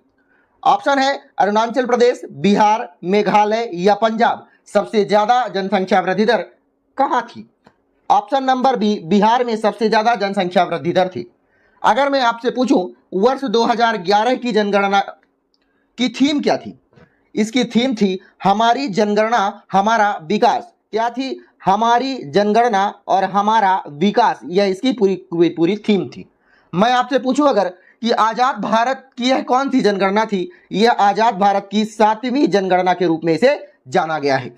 सबसे ज्यादा या फिर घनी आबादी वाला राज्य कौन था? बिहार। कुछ अन्य तथ्य हैं, सर्वाधिक जनसंख्या घनत्व वाला राज्य बिहार है। सबसे कम जनसंख्या घनत्व वाला राज्य अरुणाचल प्रदेश। सबसे कम जनसंख्या वाला केंद्र शासित प्रदेश लक्षद्वीप। सर्वाधिक जनसंख्या वाला राज्य उत्तर प्रदेश। ध्यान से समझिएगा, सर्वाधिक जनसंख्या घनत्व बिहार में है लेकिन सर्वाधिक जनसंख्या उत्तर प्रदेश में है। सबसे कम जनसंख्या वाला राज्य सिक्किम है। सर्वाधिक लिंगानुपात वाला राज्य केरल है। लिंगानुपात क्या होता है? प्रति 1000 लड़कों में लड़कियों की संख्या कितनी है? यहां लगभग 992 लड़कियां हैं 1000 लड़कों के अंतर्गत। सबसे कम लिंगानुपात वाला राज्य हरियाणा है। सर्वोच्च साक्षरता वाला राज्य केरल है। सबसे कम साक्षरता वाला राज्य बिहार है। चलिए अगले प्रश्न की ओर बढ़ते हैं। अगला प्रश्न है, दक्षिण पूर्व एशिया की सीमा पार नदी जिसका नाम है मेकांग या मीकांग निम्नलिखित में से किस देश से नहीं गुजरती है? कंबोडिया, वियतनाम, बांग्लादेश या लाओस। तो मीकांग नदी बांग्लादेश से नहीं गुजरती है। तो कहां से गुजरती है? अगर आपसे पूछ दिया जाए चाइना से, चीन से इसका उद्गम होता है। उद्गम है तिब्बत के पठार में। चीन में इसे लाकांग नाम से भी जाना जाता है, मीकांग नदी को। इसके बाद आते हैं म्यांमार में। म्यांमार में यह बहती है। म्यांमार में यह चीन के साथ म्यांमार की कुछ दूरी तक सीमा बनाती है मेकांग नदी। इसके बाद लाओस में आती है, यह लाओस में भी बहती है। लाओस में इसका महत्वपूर्ण क्या कारण है, यहाँ से परिवहन होता है इस नदी पर, और मछली पकड़ने का एक प्रमुख केंद्र है मेकंग नदी। इसके बाद थाईलैंड, थाईलैंड जाती है यह नदी, कृषि और व्यापार में महत्वपूर्ण भूमिका निभाती है थाईलैंड में। फिर जाती है कंबोडिया, कंबोडिया जाती है, कंबोडिया में लाओस और कंबोज के बीच कुछ सीमा बनाने का काम करती है। इसके बाद वियतनाम, कौन कौन से देशों में बहती है, चीन, म्यांमार, लाओस, थाईलैंड, कंबोडिया और वियतनाम। ठीक है, मेकंग नदी के बारे में कुछ बातें तो हो गई। चलिए अगले प्रश्न की ओर बढ़ते हैं। अगला प्रश्न फिर से जनगणना से है। प्रश्न है, वर्ष 2011 की जनगणना के अनुसार निम्नलिखित में से किस राज्य में महिला साक्षरता दर सर्वाधिक थी? ऑप्शन है मिजोरम, गोवा, हिमाचल प्रदेश या महाराष्ट्र। जिसमें सबसे ज्यादा महिला साक्षरता दर थी आपको बताना है। ऑप्शन नंबर ए मिजोरम सबसे ज्यादा महिला साक्षरता दर थी इन ऑप्शन में से। अगर आपसे पूछ दिया जाए भारत में सबसे ज्यादा महिला साक्षरता दर किस जिले में थी, सॉरी किस राज्य में थी, आपको बताना पड़ेगा केरल में। केरल में सबसे ज्यादा महिला साक्षरता दर थी। कुल साक्षरता दर भी कहाँ थी, केरल में। महिला साक्षरता दर भी केरल में ही। केरल में महिला साक्षरता दर कितनी थी, 97%। सबसे कम कहाँ है, बिहार में महिला साक्षरता दर सबसे कम है, बिहार में। राजस्थान में कितनी है, 52.12% है। बिहार में कितनी है, 51 कुछ % है। आपको याद रखना है। आगे बढ़ते हैं, अगला प्रश्न है, भारत में लौह अयस्क के संबंध में निम्नलिखित में से कौन सा कथन सही नहीं है? कौन सा कथन सही नहीं है? हमारे देश में मुख्यतः हेमेटाइट एवं मैग्नेटाइट लौह अयस्क का भंडार है। क्या यह ऑप्शन सही है या नहीं है? अगला है, देश के लौह अयस्क के कुल संचित भंडार का लगभग 80% झारखंड और ओडिशा में है। ओडिशा में 50% है, आपको याद होना चाहिए। अब बताइएगा क्या यह प्रश्न सही है? यह ऑप्शन सही है। कर्नाटक राज्य में बेल्लारी लौह अयस्क का प्रमुख खनन क्षेत्र है। क्या यह ऑप्शन सही है? मयूरभंज जिले का लौह अयस्क में ओडिशा में महत्वपूर्ण स्थान है। क्या यह ऑप्शन सही है? निम्नलिखित में से कौन सा ऑप्शन सही नहीं है? ऑप्शन सिर्फ यही सही नहीं है कि देश के लौह अयस्क के कुल संचित भंडार का लगभग 80% जो दे दिया है यह गलत है। सबसे ज्यादा स्थान रखता है यह अगर कह दिया होता तो सही रहा, लेकिन जो डाटा दे दिया है डाटा गलत है। हमारे देश में मुख्यतः हेमेटाइट और मैग्नेटाइट लौह अयस्क का भंडार है, बिल्कुल सही है।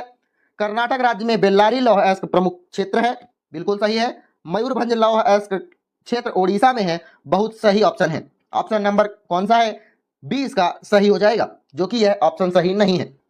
वर्ष 2020-21 में निम्नलिखित में से कौन सा राज्य देश में मूंगफली का सबसे बड़ा उत्पादक था? 2020-21 में आप जब भी पेपर देने जाएंगे तो आप उससे एक वर्ष पहले का याद करके चलेंगे।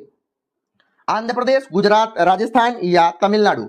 सबसे ज्यादा मूंगफली कहां उगाई जाती है 2020 और 2021 की जनगणना के अनुसार? आप कह सकते हैं ऑप्शन नंबर बी, गुजरात पहले स्थान पर था, दूसरे स्थान पर राजस्थान है। दूसरे स्थान पर राजस्थान है, किस के क्षेत्र में? मूंगफली के क्षेत्र में। एटलस पर्वत किस महाद्वीप में स्थित है? एटलस पर्वत, एटलस पर्वत के बारे में अगर मैं आपको बताऊं कुछ, तो यह कहां स्थित है? देखिएगा, मोरक्को, अगर आपको मैप याद होगा तो आप बता सकते हैं। मोरक्को, अल्जीरिया, ट्यूनीसिया, यह क्षेत्र कहां पाए जाते हैं? कौन से क्षेत्र? मोरक्को, अल्जीरिया या ट्यूनीसिया भी आप कह सकते हैं। यह क्षेत्र पाए जाते हैं कहां? अफ्रीकी क्षेत्रों में, अफ्रीकी क्षेत्रों में। यह एक एटलस पर्वत जो है यह प्राकृतिक अवरोध का काम करता है। प्राकृतिक अवरोध का काम करता है किस किस क्षेत्रों में?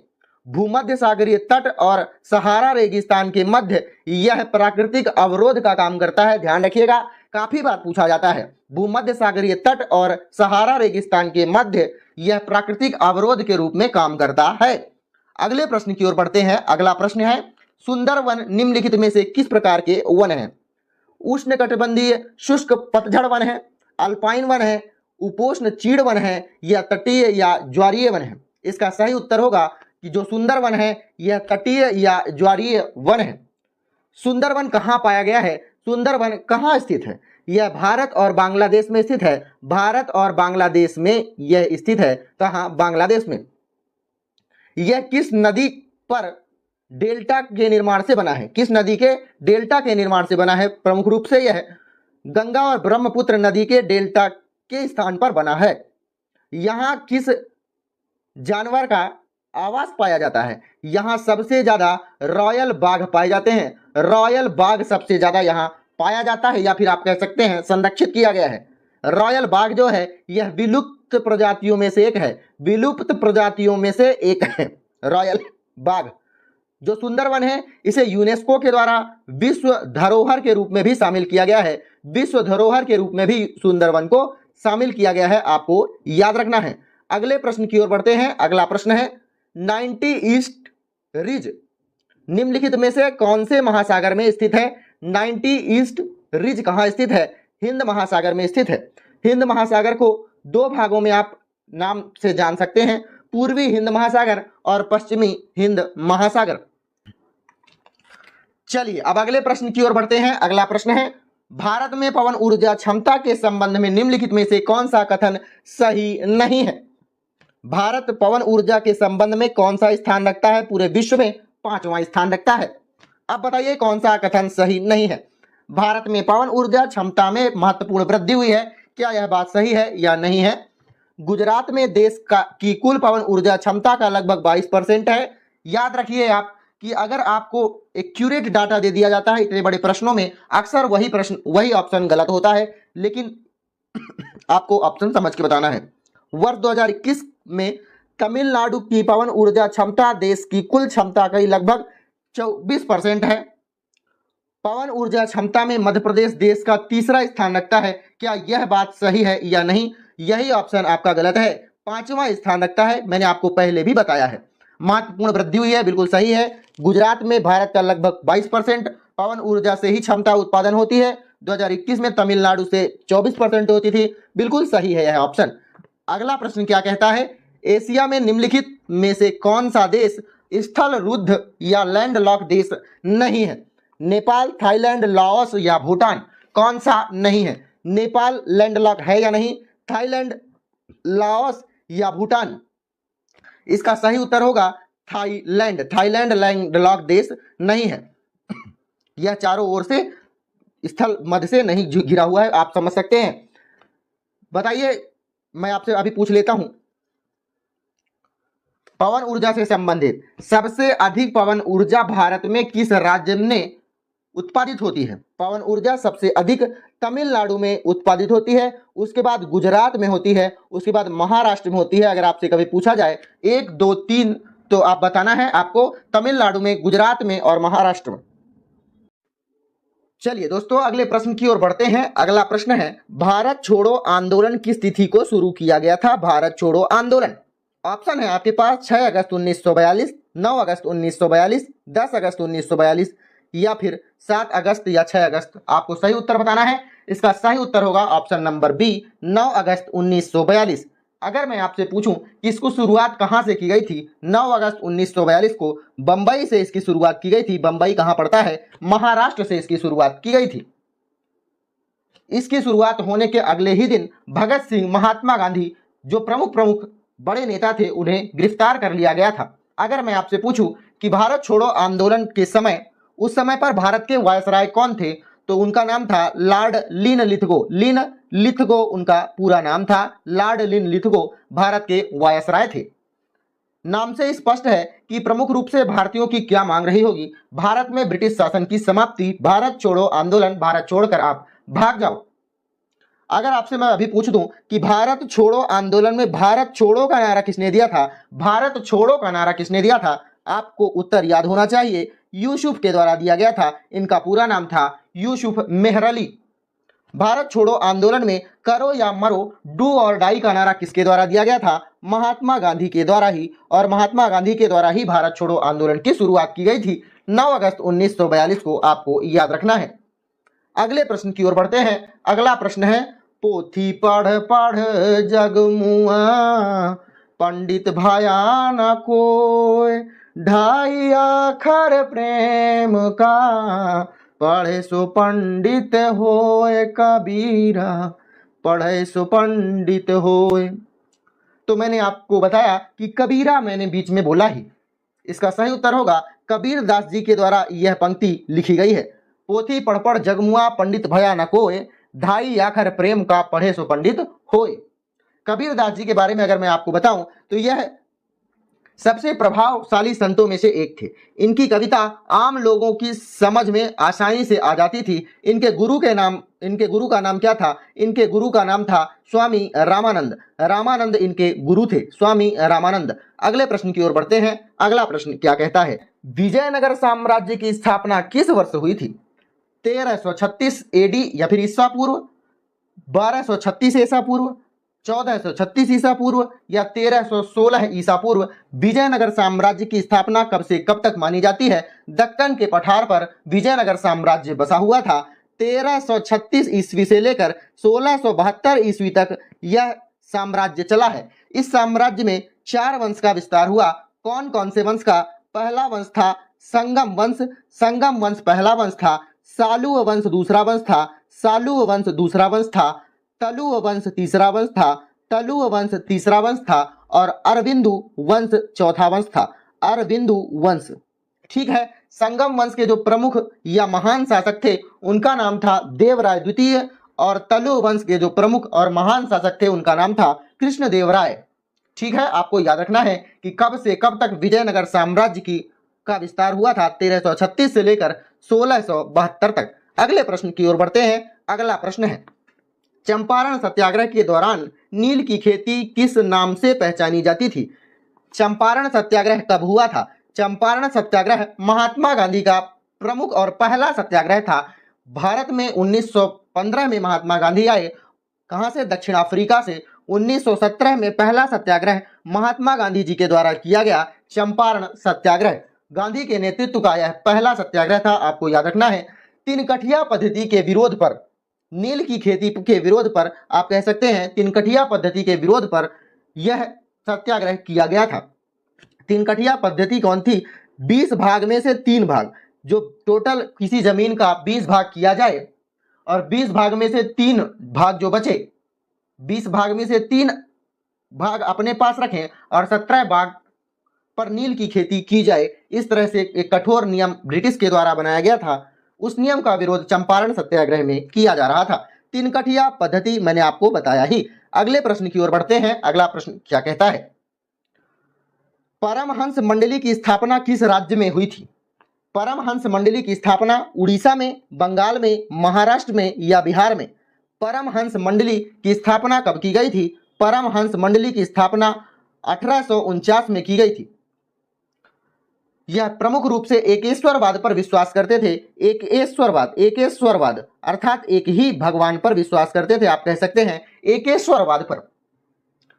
जो परमहंस मंडली थी, इनका प्रमुख रूप से आप कह सकते हैं उद्देश्य था महिलाओं की शिक्षा प्लस विधवा पुनर्विवाह का समर्थन करती थी। ध्यान रखिएगा, आपकी प्रतियोगी परीक्षाओं में काफी बार पूछा जाता है परमहंस मंडली विधवा पुनर्विवाह का समर्थन करती थी या नहीं करती थी? तो आपको उत्तर देना है महिलाओं की शिक्षा को आगे बढ़ाना उनका एक उद्देश्य था। दूसरा उद्देश्य था विधवा पुनर्विवाह का समर्थन करना।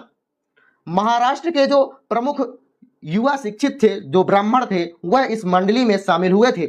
एकेश्वरवाद पर विश्वास करने का एक उदाहरण आप इस तरह से समझ सकते हैं कि उनकी जितनी भी बैठकें होती थी, उन बैठकों में सभी जाति के द्वारा पकवान बनाए जाते थे, मतलब भोजन बनाए जाते थे, और उस भोजन को सभी व्यक्ति बैठकर ग्रहण करते थे। एकेश्वरवाद का एक सबसे बड़ा उदाहरण आप ले सकते हैं।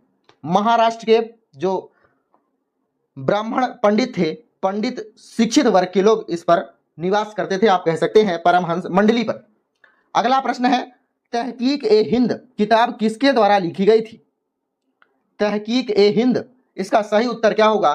तहकीक ए हिंद किसके द्वारा लिखी गई है? इसका सही उत्तर है ऑप्शन नंबर ए, जियाउद्दीन बर्नी के द्वारा। अगला प्रश्न है, प्रार्थना समाज की स्थापना कहाँ हुई थी? कहाँ हुई थी प्रार्थना समाज की स्थापना? इसकी स्थापना 31 मार्च 1867 में हुई थी।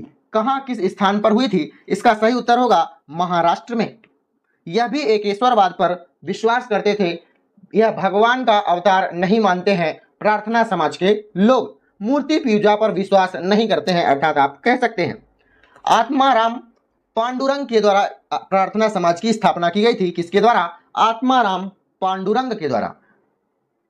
इसकी प्रमुख भूमिका थी महाराष्ट्र का पुनर्जागरण। आर्थिक और सामाजिक सुधार पर यह ध्यान देती थी। प्रार्थना समाज के प्रमुख जो व्यक्ति थे। कहाँ इसकी स्थापना हुई थी? महाराष्ट्र में 31 मार्च 1867 में। अगले प्रश्न की ओर बढ़ते हैं। अगला प्रश्न है, परंपरा के अनुसार अलवरों और नैनारों की संख्या कितनी है? अलवरों की संख्या 12 है और नैनारों की संख्या 63 है। बिल्कुल ऑप्शन नंबर ए बिल्कुल सही हो जाएगा। अगले प्रश्न की ओर बढ़ते हैं। संथाल विद्रोह से है। संथाल विद्रोह के प्रमुख नेता कौन थे? सिद्धो, बिरसा मुंडा, भीमा नायक या स्वामी गुरु गोविंद सिंह या फिर गोविंद गिरी? इसका सही उत्तर होगा सिद्धो। दो भाई थे जो संथाल विद्रोह के जन्मदाता के रूप में आप जान सकते हैं। संथाल विद्रोह कब हुआ है? 1855 में संथाल विद्रोह हुआ है। किसके द्वारा किया गया था? दो भाई थे जिनका नाम था सिद्धू मुर्मू और कान्हू मुर्मू। सिद्धू मुर्मू और कान्हू मुर्मू। यह विद्रोह क्यों किया गया था? क्या कारण था? किसके खिलाफ थे यह दोनों? औपनिवेशिक सत्ता के खिलाफ थे और भ्रष्ट जमींदारी की व्यवस्था के खिलाफ यह संथाल विद्रोह किया गया था। प्रमुख रूप से झारखंड राज्य का एक आदिवासी समूह है संथाल। भारत का पहला किसान विद्रोह है संथाल विद्रोह। आपको याद रखना है, काफी बार प्रतियोगी परीक्षाओं में पूछा जाता है। संथाल विद्रोह भारत का प्रमुख किसान विद्रोह है और भारत का पहला विद्रोह है किसानों के द्वारा किया गया। अगला प्रश्न है, निम्नलिखित में से किस स्थान पर बौद्ध गुफाएं स्थित नहीं है? अजंता पर, बाघ पर, सांची पर या बलसार पर? बलसार पर बौद्ध गुफाएं स्थित नहीं है। अजंता में है, बाघ में है और सांची में है। सही उत्तर है ऑप्शन नंबर डी। प्रश्न नंबर 71, मध्य प्रदेश में मिट्टी के संबंध में कुछ कथन दिए हुए हैं, उस पर विचार करना है। कौन कौन से कथन सही हैं आपको बताना है। निम्नलिखित कथनों में से कौन सा सही है? पहला कथन आपके सामने है, क्या बघेलखंड में लाल एवं पीली मिट्टी पाई जाती है? क्या यह कथन सही है? कथन नंबर 2 है, लाल एवं पीली मिट्टी में उर्वरता सबसे अधिक होती है। कथन नंबर 3 है, मालवा पठार में गहरी काली मिट्टी पाई जाती है। कथन नंबर 4 है, मध्य प्रदेश के उत्तरी पश्चिमी भाग में जलोढ़ मिट्टी सबसे ज्यादा पाई जाती है। क्या यह कथन सही है? बताना है कौन से कथन सही है। पहला कथन जो है, बघेलखंड में लाल एवं पीली मिट्टी पाई जाती है, यह कथन बिल्कुल सही है। मतलब एक तो होना ही चाहिए, इसमें एक नहीं है, इसमें एक नहीं है, मतलब ऑप्शन नंबर ए होगा या तो ऑप्शन नंबर डी होगा। दूसरा कथन आपके सामने है, लाल एवं पीली मिट्टी में उर्वरता सबसे अधिक होती है, तो यह बात गलत है। सबसे अधिक उर्वरता काली मिट्टी में पाई जाती है। मध्य प्रदेश की मिट्टियों के बारे में हम इस प्रश्न के बाद चर्चा करेंगे। यह कथन बिल्कुल गलत है। काली मिट्टी में सबसे अधिक उर्वरता पाई जाती है, मतलब कथन नंबर 2 जिसमें होगा वह गलत है। तो बी और सी को तो पहले ही रिजेक्ट कर दिया गया था। कथन नंबर 2 ऑप्शन नंबर ए में है, तो यह भी गलत हो जाएगा। मतलब इसका सही उत्तर हो जाएगा इस प्रश्न का केवल 1, 3 या 4। तीसरा और चौथा पढ़ने की जरूरत ही नहीं पड़ी हमें, लेकिन फिर भी याद रखिएगा, बघेलखंड में लाल व पीली मिट्टी पाई जाती है, मालवा के पठार में गहरी काली मिट्टी पाई जाती है और मध्य प्रदेश के उत्तर पश्चिमी भाग में जलोढ़ मिट्टी पाई जाती है। ये तीनों की तीनों कथन सही है, का ऑप्शन नंबर डी बिल्कुल सही होगा। 1, 3 और 4। काली मिट्टी के बारे में हम बात करते हैं क्योंकि सबसे अधिक उर्वरता इसी में पाई जाती है, मध्य प्रदेश में काली मिट्टी। काली मिट्टी के बारे में अगर हम आपसे बात करें तो काली मिट्टी में सबसे ज्यादा का क्या पाया जाता है? लोहा प्लस चूना की मात्रा सबसे अधिक होती है। किसमें? काली मिट्टी में। मध्य प्रदेश में सबसे अधिक पाई जाने वाली मिट्टी काली मिट्टी ही है। काली मिट्टी मध्य प्रदेश में 47% के लगभग पाई जाती है। काली मिट्टी मध्य प्रदेश में कौन कौन से क्षेत्र में पाई जाती है? तो याद रखिएगा, मालवा के पठार पर पाई जाती है, नर्मदा सोन घाटी में पाई जाती है और सतपुड़ा मैकाल श्रेणी में पाई जाती है। कहाँ कहाँ? मालवा के पठार में, नर्मदा सोन घाटी में और सतपुड़ा मैकाल श्रेणी में। तो आपको याद रखना है, काली मिट्टी या फिर काली कपास मृदा भी कहा जाता है या मालवा मृदा के नाम से भी काली मिट्टी को जाना जाता है। इस प्रश्न का ऑप्शन नंबर डी बिल्कुल सही था। अगले प्रश्न की ओर बढ़ते हैं। अगला प्रश्न क्या कहता है? अगला प्रश्न है, निम्नलिखित जिलों में कौन से जिले में मैग्नीज का भंडार सबसे ज्यादा है?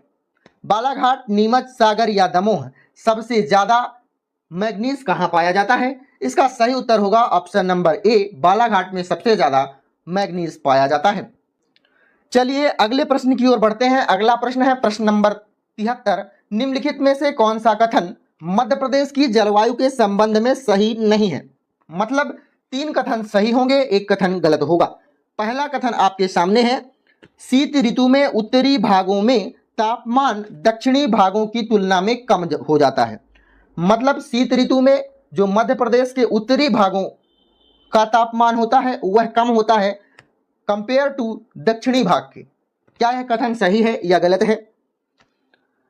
राज्य का दक्षिण पूर्वी भाग अपेक्षाकृत अधिक वर्षा प्राप्त करता है। क्या यह बात सही है या गलत है? मध्य प्रदेश का राज्य दक्षिणी पूर्वी भाग में अधिक वर्षा प्राप्त होती है, यह बताया गया है। कथन नंबर 3 है या सी है, ग्रीष्म ऋतु में मुरैना व दतिया जिलों में तापमान कम रहता है। ऑप्शन नंबर डी है, सामान्यतः शीत ऋतु शुष्क होती है। कौन सा कथन सही नहीं है? तो जो पहला कथन है, शीत ऋतु में उत्तरी भागों में तापमान दक्षिणी भागों की तुलना में कम हो जाता है, यह बिल्कुल सही कथन है। दूसरा कथन जो है, राज्य का दक्षिणी पूर्वी भाग अपेक्षाकृत अधिक वर्षा प्राप्त करता है, यह कथन भी बिल्कुल सही है। दक्षिणी पूर्वी भाग में ज्यादा वर्षा प्राप्त होती है। अगला कथन जो है, ग्रीष्म ऋतु में मुरैना व दतिया जिलों में तापमान कम हो जाता है, यह गलत बात है क्योंकि यह दक्षिणी भाग में पड़ता है। इसी प्रश्न में इसका उत्तर छुपा हुआ था। दक्षिणी भाग में पड़ता है मध्य प्रदेश के, इसलिए इसका तापमान अधिक होगा, कम नहीं होगा। मतलब ऑप्शन नंबर सी गलत हो जाएगा। कौन सा कथन सही नहीं है? ऑप्शन नंबर सी, सामान्यतः शीत ऋतु शुष्क होती है, बिल्कुल सही है। अगले प्रश्न की ओर बढ़ते हैं। अगला प्रश्न है, बीना नदी निम्नलिखित नदियों में से किसकी सहायक नदी है? बीना नदी बेतवा की सहायक नदी है, धसान की सहायक नदी है, बेवस की सहायक नदी है या बनास की सहायक नदी है? तो जो बीना नदी है वह बेतवा की सहायक नदी है। अगर आपसे पूछा जाए कि बेतवा नदी कहां से निकलती है, उत्तर होना चाहिए विंध्य पर्वत से। विंध्य पर्वत के रायसेन जिले से यह निकलती है। रायसेन जिले से में इसका उद्गम होता है बेतवा नदी का। यह उत्तर भारत की एक नदी है। यह नदी यमुना में जाकर मिलती है। किस नदी की सहायक नदी है? यमुना की सहायक नदी है। यमुना में इसका मिलन, बीना नदी का यमुना में मिलन होता है हमीरपुर नामक स्थान पर। हमीरपुर नामक स्थान पर जो कि उत्तर प्रदेश में पड़ता है, वहां जाकर यह यमुना से मिल जाती है बीना नदी। अगले प्रश्न की ओर बढ़ते हैं। अगला प्रश्न है, अखरानी और मथवार पहाड़ियों के मध्य निम्नलिखित में से किस नदी ने गहरी कंदरा बनाया हुआ है? गहरी कंदरा बनाया गया है चंबल नदी के द्वारा, सोन नदी के द्वारा, केन नदी के द्वारा या नर्मदा नदी के द्वारा। कहां? अखरानी और मथवार में नर्मदा नदी के द्वारा गहरा कंदरा बनाया गया है। नर्मदा नदी के द्वारा गहरा कंदरा मतलब घाटी बनाई गई है, मतलब नीचे गड्ढा बनाया गया है, आप समझ सकते हैं। नर्मदा नदी जो कि भारत की 5वीं सबसे बड़ी नदी है, मध्य प्रदेश की जीवन रेखा के रूप में भी इसे जाना जाता है नर्मदा नदी को। नर्मदा नदी किन किन राज्यों में बहती है? मध्य प्रदेश पहला, गुजरात दूसरा और महाराष्ट्र तीसरा। 3 राज्यों में बहती है नर्मदा नदी। अगले प्रश्न की ओर बढ़ते हैं। अगला प्रश्न है, निम्नलिखित में से कौन सा जिला वर्षा ऋतु में अधिक वर्षा प्राप्त करता है? नरसिंहपुर, मंदसौर, मंडला या छतरपुर? कौन सा जिला सर्वाधिक वर्षा प्राप्त करता है? तो इसका सही उत्तर होगा मंडला जिले में सबसे ज्यादा वर्षा होती है। क्या कारण है? इसका भौगोलिक कारण है। इसके भौगोलिक कारण है, साथ में यह इसका अगर आप क्षेत्रफल देखें या मैप देख सकते हैं तो सतपुड़ा पर्वतमाला की जो पूर्वी ढलान है, उसमें जो सतपुड़ा पर्वतमाला की पूर्वी ढलान है, पूर्वी पहाड़ से जो पानी रुक जाता है वह मंडला में ही गिर जाता है। सघन वर्षा वन पाए जाते हैं, यहाँ पर्वतीय इलाका है कुल मिलाकर। तो इसका सही उत्तर होगा ऑप्शन नंबर सी, मंडला में सबसे ज्यादा वर्षा होती है निम्नलिखित ऑप्शनों में से। अगला प्रश्न आपके सामने है, भौगोलिक क्षेत्रफल की प्रतिशत के रूप में निम्नलिखित में से किस जिले का वन सर्वाधिक है? सर्वाधिक वन किस जिले में है? जो इसमें ऑप्शन दिए गए हैं, रतलाम, श्योपुर, उज्जैन या इंदौर। इसका सही उत्तर होगा श्योपुर। लेकिन आप ध्यान रखिएगा सबसे ज्यादा वन कहां पाए जाएंगे, बालाघाट में, क्योंकि सबसे ज्यादा यहां वर्षा होती है। इसमें ऑप्शन है ही नहीं तो मैं क्या बताऊं। बालाघाट में सबसे ज्यादा वन। दूसरे स्थान पर आता है डिंडौरी, डिंडौरी में दूसरे नंबर सबसे ज्यादा वनों के क्षेत्र पर। मंडला तीसरे स्थान पर आता है, लेकिन ये तीनों के तीनों स्थान इसमें है ही नहीं। इसमें है श्योपुर, श्योपुर इसका सही उत्तर हो जाएगा। अगला प्रश्न है, निम्नलिखित में से मध्य प्रदेश में सिंचाई का प्रमुख साधन कौन सा है? तालाब, झीलें, नहरें, नदियां, नहरें, तालाब, कुएं एवं ट्यूबवेल। सबसे ज्यादा सिंचाई किस क्षेत्र से होती है? तो इसका ऑप्शन नंबर जो डी है, कुएं एवं ट्यूबवेल से कितनी सिंचाई होती है? 66%, 56 नहीं 66%। नहरों से होती है कितनी? नहरों से होती है 18%। टैंक से होती है 2%। जो निवल सिंचाई स्रोत होते हैं, मतलब जो नदियां होती हैं, जो कि 12 मासी नदियां नहीं होती हैं, इसलिए 14% उस पर दिया गया है। अगले प्रश्न की ओर बढ़ते हैं। इसका ऑप्शन नंबर डी बिल्कुल सही था। चलिए अगले प्रश्न की ओर बढ़ते हैं। प्रश्न नंबर 79, मध्य प्रदेश में लौह अयस्क के संबंध में कौन सा कथन सही नहीं है? पहला ऑप्शन है, लौह अयस्क के उत्पादन में मध्य प्रदेश देश में तीसरा स्थान रखता है। यह भी बिल्कुल गलत है, पहला ही ऑप्शन गलत है। पहला स्थान रखता है गुरु ओडिशा, आपको याद रखना पड़ेगा, ओडिशा पहला स्थान रखता है। दूसरा स्थान रखता है छत्तीसगढ़। तीसरा स्थान रखता है कर्नाटका। मतलब 1 2 3 तो मैंने आपको बता दिया। ओडिशा लगभग 53%, छत्तीसगढ़ लगभग 16%, कर्नाटक लगभग 15%। उसके बाद जो भी हो, लेकिन मध्य प्रदेश का स्थान तो नहीं है। ऑप्शन नंबर एक ही बिल्कुल सही हो जाएगा कि यह कथन बिल्कुल सही नहीं है। ठीक है, अब जितने भी कथन है वो बिल्कुल सही होंगे। जैसे जबलपुर जिले के उत्तर पूर्वी भाग में हेमेटाइट का जमाव है, बिल्कुल सही है। मध्य प्रदेश के जमाव में अभ्रक और सिलिका की मात्रा अधिक है, बिल्कुल सही है। छत्तीसगढ़ राज्य के अलग होने के बाद लौह अयस्क का भंडार घट गया है, बिल्कुल सही है।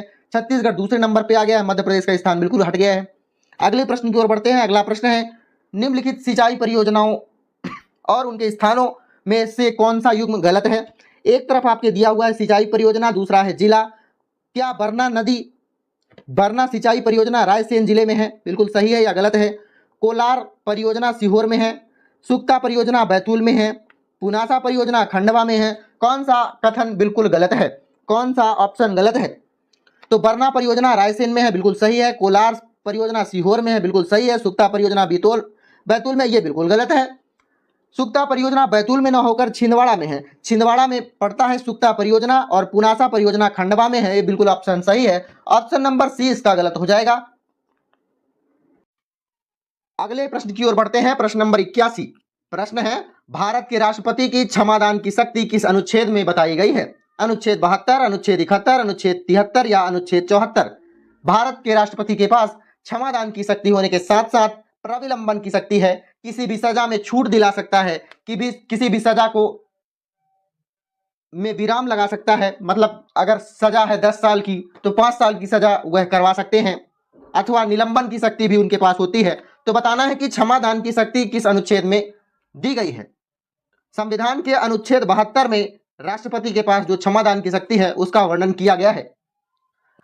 चलिए अगले प्रश्न की ओर बढ़ते हैं। अगला प्रश्न है, मौलिक अधिकारों के बारे में निम्नलिखित शब्द किसने लिखे हैं? मौलिक अधिकार के बारे में एक शब्द लिखा गया है, किसके द्वारा लिखा गया है? एक मौलिक अधिकार को उस क्षण किसी विशेष कठिनाई की दृष्टिकोण से नहीं देखना चाहिए।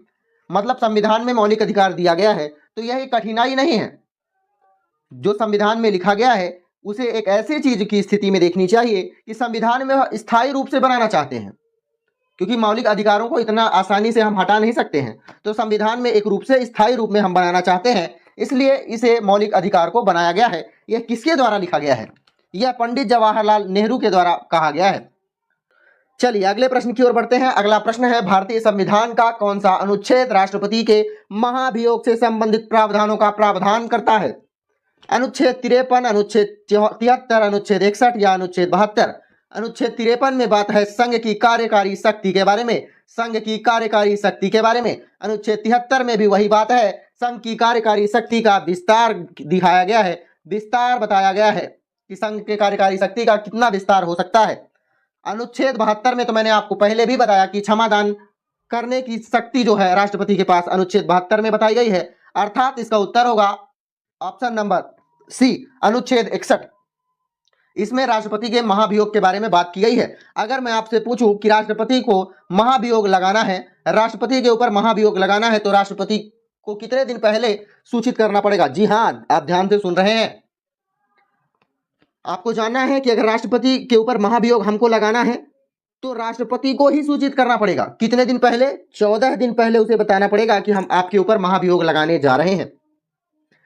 आखिर किस कारण से आप मुहिम राष्ट्रपति के ऊपर महाभियोग लगा सकते हैं? संविधान के उल्लंघन करने के कारण। उल्लंघन एक ही कारण हो सकता है। अगर राष्ट्रपति जी संविधान का उल्लंघन कर रहे हैं तो आप वहां पर राष्ट्रपति महाभियोग लगा सकते हैं। उसकी क्या प्रक्रिया होगी? संसद के किसी भी सदन पर यह प्रक्रिया शुरू हो सकती है, चाहे वो लोकसभा हो या फिर राज्यसभा हो। ध्यान रखने वाली बात तो यह है कि दोनों के दोनों में 2/3 बहुमत आवश्यक है। 2/3 बहुमत दोनों के दोनों जगहों पर आवश्यक है अगर राष्ट्रपति पर महाभियोग आप लगाना चाहते हैं। अगले प्रश्न की ओर बढ़ते हैं। अगला प्रश्न अपना है, निम्नलिखित में से कौन सा औद्योगिक विकास और विदेशी व्यापार का लाभ है? क्या लाभ है औद्योगिक विकास और विदेशी व्यापार का? आपको बताना है। बढ़ी हुई प्रतिस्पर्धा। इससे क्या प्रतिस्पर्धा बढ़ती है? माल की उपलब्धता में कमी होती है, आर्थिक विकास में कमी हो जाती है औद्योगिक विकास करने से या कि विदेशी व्यापार करने से, या फिर उच्च बेरोजगारी दर बढ़ जाती है। बताना है क्या करना है। औद्योगिक विकास और विदेशी व्यापार के लाभ हैं कि बढ़ी हुई प्रतिस्पर्धा।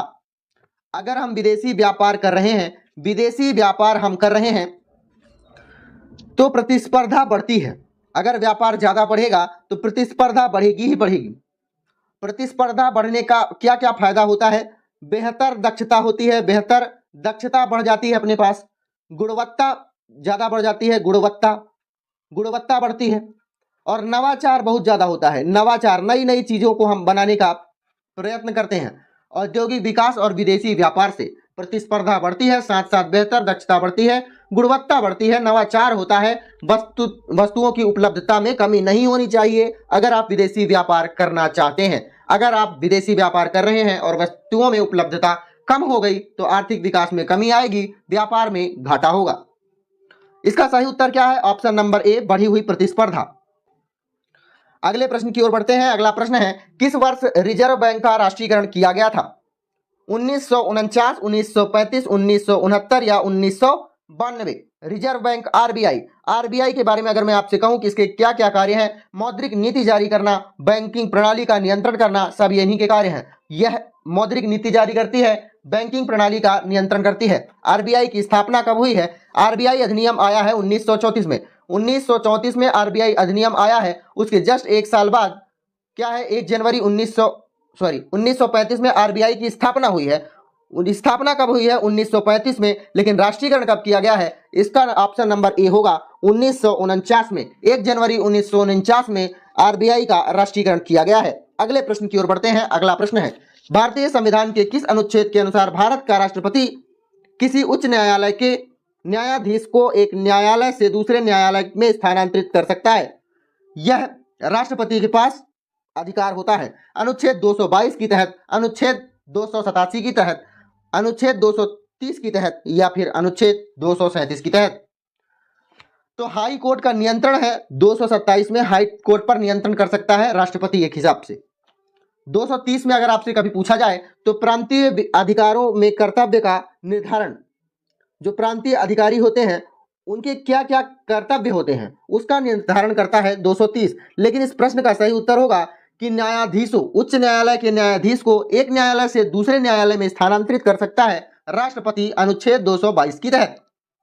चलिए अगले प्रश्न की ओर बढ़ते हैं। अगला प्रश्न अब क्या कहता है, नेहरू ने संविधान सभा में उद्देश्य प्रस्ताव रखा, लेकिन कब रखा? 9 दिसंबर 1946, 28 अप्रैल 1947, 22 जनवरी 1947 या 13 दिसंबर 1946?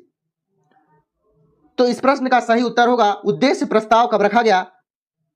उद्देश्य प्रस्ताव रखा गया 13 दिसंबर 1946 को। और 9 दिसंबर 1946 को क्या हुआ है? संविधान सभा की पहली बैठक हुई है। पहली बैठक हुई है संविधान सभा की 9 दिसंबर 1946 को। 11 दिसंबर 1946 को क्या हुआ है? सबसे पहले यह जानिए कि संविधान सभा की पहली बैठक के अध्यक्ष कौन थे? डॉक्टर सच्चिदानंद सिन्हा। इन्हें अस्थायी रूप में चुना गया था 9 दिसंबर 1946 को, जस्ट 2 दिन बाद 11 दिसंबर 1946 को डॉक्टर राजेंद्र प्रसाद को स्थायी अध्यक्ष के रूप में चुना गया। भारत के पहले स्थायी अध्यक्ष के रूप में किसे चुना गया? डॉक्टर राजेंद्र प्रसाद को। अगले प्रश्न की ओर बढ़ते हैं। इस प्रश्न का सही उत्तर ऑप्शन नंबर डी होगा। प्रश्न है, भारतीय संविधान का 51वां संविधान संशोधन क्या कहता है? मंत्रिपरिषद की संख्या को सीमित करना इसका काम था। 2026 तक लोकसभा और विधानसभा की सीटों में कोई वृद्धि नहीं होगी। क्या यह 51वां संविधान संशोधन की बात है? SC/ST के राष्ट्रीय आयोग का विभाजन किया जाएगा या इनमें से कोई नहीं? 51वां संविधान संशोधन के तहत क्या बोला गया है कि प्रधानमंत्री सहित टोटल मंत्रियों की कुल संख्या लोकसभा की कुल संख्या का 15% से अधिक नहीं होगी। ध्यान से सुनिएगा, प्रधानमंत्री सहित मंत्रियों की कुल संख्या लोकसभा की कुल संख्या के 15% से ज्यादा नहीं होगी। अर्थात मंत्रिपरिषद की संख्या को सीमित करना 15% से ज्यादा नहीं होगी। अगले प्रश्न की ओर बढ़ते हैं। अगला प्रश्न है, किस अधिनियम ने प्रांतों में द्वैत शासन प्रणाली की स्थापना की? 1935 का भारत संसद अधिनियम, 1919 का भारत सरकार अधिनियम, 1861 का भारतीय परिषद अधिनियम, या फिर 1909 में मार्ले मिंटू सुधार जो हुआ है। तो द्वैत शासन प्रणाली की स्थापना कब की गई है? 1919 मॉन्टेग्यू चेम्सफोर्ड अधिनियम, अर्थात 1919 भारत सरकार अधिनियम के तहत यह बात की गई है। अगले प्रश्न की ओर बढ़ते हैं। अगला प्रश्न है, यह किसने कहा कि संविधान सभा अकेले ही देश के लिए एक स्वदेशी संविधान का निर्माण कर सकती है तथा सही मायने में और पूरी तरह से लोगों की इच्छा का प्रतिनिधित्व कर सकती है? कौन? संविधान सभा। यह महात्मा गांधी के द्वारा कहा गया, या डॉक्टर अंबेडकर के द्वारा कहा गया, या जवाहरलाल नेहरू के द्वारा कहा गया, या इनी बेसेंट के द्वारा कहा गया? क्या कहा गया? संविधान सभा अकेले ही देश के लिए एक स्वदेशी संविधान का निर्माण कर सकती है तथा सही मायने में और पूरी तरह से लोगों की इच्छा का प्रतिनिधित्व भी कर सकती है। संविधान सभा, इसकी बात की गई महात्मा गांधी के द्वारा। चलिए दोस्तों, अगले प्रश्न की ओर बढ़ते हैं। अगला प्रश्न है प्रश्न नंबर 91। प्रश्न है, निर्मल वर्मा पुरस्कार मध्य प्रदेश संस्कृति विभाग के द्वारा दिया जाता है, लेकिन किस क्षेत्र में दिया जाता है? यह प्रश्न है। निर्मल वर्मा पुरस्कार किस क्षेत्र में दिया जाता है? समाज सेवा के क्षेत्र में, या फिर आदिवासी क्षेत्र में, नृत्य के क्षेत्र में, या संगीत के क्षेत्र में, या फिर भारतीय प्रवासी के द्वारा हिंदी भाषा के प्रचार एवं विकास में? निर्मल वर्मा पुरस्कार दिया जाता है कब? भारतीय प्रवासी के द्वारा जब हिंदी भाषा का प्रचार एवं विकास किया जाता है तब निर्मल वर्मा पुरस्कार दिया जाता है। अगले प्रश्न की ओर बढ़ते हैं। अगला प्रश्न है, निम्नलिखित में से कौन सा राष्ट्रीय उद्यान आधिकारिक तौर पर भूरसिंह सिंघा नामक एक शुभंकर पेश करने वाला भारत का पहला राष्ट्रीय उद्यान है? कौन सा शुभंकर पेश किया गया है इस राष्ट्रीय उद्यान के द्वारा? भूरसिंह कान्हा राष्ट्रीय उद्यान के द्वारा यह शुभंकर पेश किया गया, या फिर पेंच राष्ट्रीय उद्यान के द्वारा, बांधवगढ़ राष्ट्रीय उद्यान के द्वारा, या सतपुड़ा राष्ट्रीय उद्यान के द्वारा? यह शुभंकर किसके द्वारा पेश किया गया? यह शुभंकर पेश किया गया कान्हा राष्ट्रीय उद्यान के द्वारा। कान्हा राष्ट्रीय उद्यान के बारे में मैंने प्रश्न नंबर 52 में आपको डिटेल से बताया। चलिए दोस्तों, अब अगले प्रश्न की ओर बढ़ते हैं। अगला प्रश्न है, निम्नलिखित में से कौन सा कथन प्रसिद्ध ढोकरा कला के लिए सही नहीं है? ढोकरा कला, पहला ऑप्शन है, यह कला बैतूल की भारेवा आदिवासी समुदाय से संबंधित है। दूसरा ऑप्शन है, यह एक अलाव धातु की ढलाई कला है। तीसरा ऑप्शन है, यह विवाह समारोह से जुड़ी एक सजावटी कपड़ा कला है। या फिर सभी कथन सही है? कौन सा कथन सही नहीं है? तो पहला जो ऑप्शन है, यह कला बैतूल की भारेवा जनजाति के द्वारा की जाती है, बिल्कुल सही है, ढोकरा कला। यह एक अलाव धातु की ढलाई कला, यह भी बिल्कुल सही है। जब ढलाई कला तो कपड़ा कला तो नहीं होगी ना, स्वाभाविक सी बात है। मतलब ऑप्शन नंबर सी इसका ऑप्शन में सही नहीं है, मतलब ये ऑप्शन नंबर सी इसका राइट आंसर हो जाएगा। अगले प्रश्न की ओर बढ़ते हैं। अगला प्रश्न क्या कहता है, निम्नलिखित में से किस स्तूप के तोरण द्वार पर अशोक एवं उसकी 2 रानियों के साथ बोध वृक्ष तीर्थ यात्री का अंकन मिलता है? अशोक के द्वारा बनाया गया किस स्तूप पर यह अशोक की दोनों रानियों का अंकन मिलता है? भरहूत की स्तूप पर, सांची या सोनारी या सतधारा? इसका सही उत्तर होगा क्या? इसका सही उत्तर होगा सांची स्तूप पर यह मिलता है। क्या मिलता है? अशोक एवं उसकी 2 पत्नियों के साथ बोधि वृक्ष तीर्थ यात्रा का अंकन मिलता है। यह एक बौद्ध स्मारक के रूप में जाना जाता है। यह एक बौद्ध स्मारक है, अशोक के द्वारा इसका निर्माण कराया गया है। यह अशोक का स्मारक है। अगले प्रश्न की ओर बढ़ते हैं। अगला प्रश्न है, प्रसिद्ध स्वतंत्रता सेनानी भागीरथी सिलावट सादत खां या फिर आप कह सकते हैं शहादत खां एवं वंश गोपाल का संबंध निम्नलिखित में से किस स्थान से है? यह सभी के सभी क्या भोपाल से थे, इंदौर से थे, सागर से थे या होशंगाबाद से थे? यह स्वतंत्रता आंदोलन के प्रमुख व्यक्ति थे। बताना है यह सभी के सभी व्यक्ति किस शहर से संबंध रखते हैं? यह सभी के सभी व्यक्ति इंदौर शहर से संबंध रखते हैं। कौन कौन? भागीरथ सिलावट, शहादत खां, वंश गोपाल, यह तीनों के तीनों इंदौर शहर से संबंध रखते हैं। अगले प्रश्न की ओर बढ़ते हैं। अगला प्रश्न क्या कहता है? निम्नलिखित में से किस अरब लेखक ने कलचुरी शासक गांगेय देव एवं उसकी राजधानी त्रिपुरी का विवरण किया है? किस लेखक ने कलचुरी शासक गांगेय देव का विवरण किया है? अल बहरी के द्वारा विवरण किया गया, अल मसूदी के द्वारा, अल बरूनी के द्वारा या इब्न बतूता के द्वारा?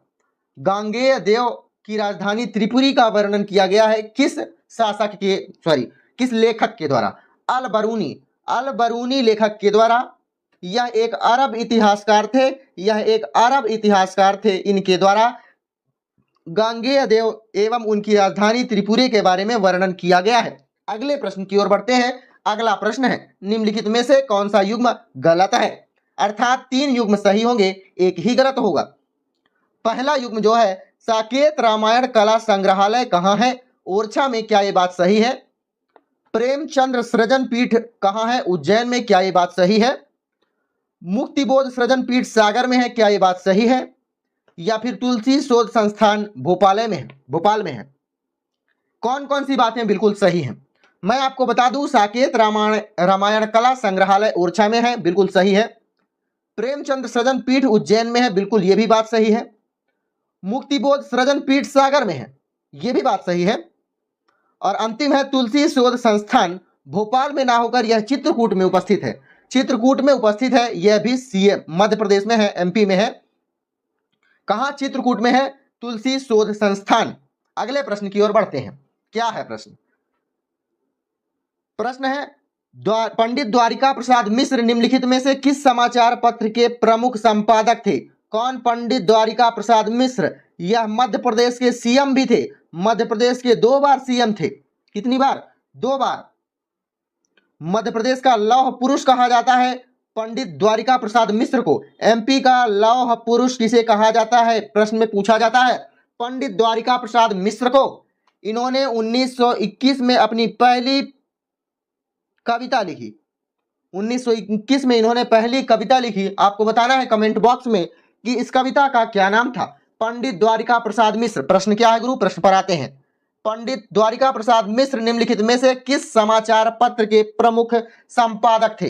सूर्योदय के, प्रभा के, लोकमत के या संध्या के? सही उत्तर होगा लोकमत के। लोकमत समाचार पत्र के प्रमुख संपादक के रूप में जाने जाते हैं पंडित द्वारिका प्रसाद मिश्र। अगले प्रश्न की ओर बढ़ते हैं। अगला प्रश्न क्या है? आनंद सिंह श्याम एवं धनैया बाई कलाकारों का संबंध निम्नलिखित में से किस कला से है? ढोकरा कला, गोंड चित्रकला, पिथौरा चित्रकला या बाग प्रिंटिंग? आनंद सिंह श्याम या धनैया बाई, इन दोनों का संबंध गोंड चित्रकला से है। अगले प्रश्न और अंतिम प्रश्न की ओर बढ़ते हैं। अंतिम प्रश्न आपका क्या है? धर्मराजेश्वर स्मारक निम्नलिखित में से किस प्राचीन नगर से संबंधित है? कौन सा स्मारक? धर्मराजेश्वर स्मारक। यह मंदसौर जिले में स्थित है। अब आप समझ सकते हैं कि किस स्थान पर होगा। मंदसौर जिले में यह धर्मराजेश्वर स्मारक स्थित है। यह 7वीं या 9वीं शताब्दी का एक प्रमुख स्मारक है। इस स्मारक में भगवान विष्णु और देवी लक्ष्मी जी का मंदिर स्थित है। बताना है धर्मराजेश्वर मंदिर या स्मारक कहाँ स्थित है? दसपुर में, बेशनगर में, महिष्मती में या अवंती में? मंदसौर अर्थात दसपुर में यह स्मारक अवस्थित है।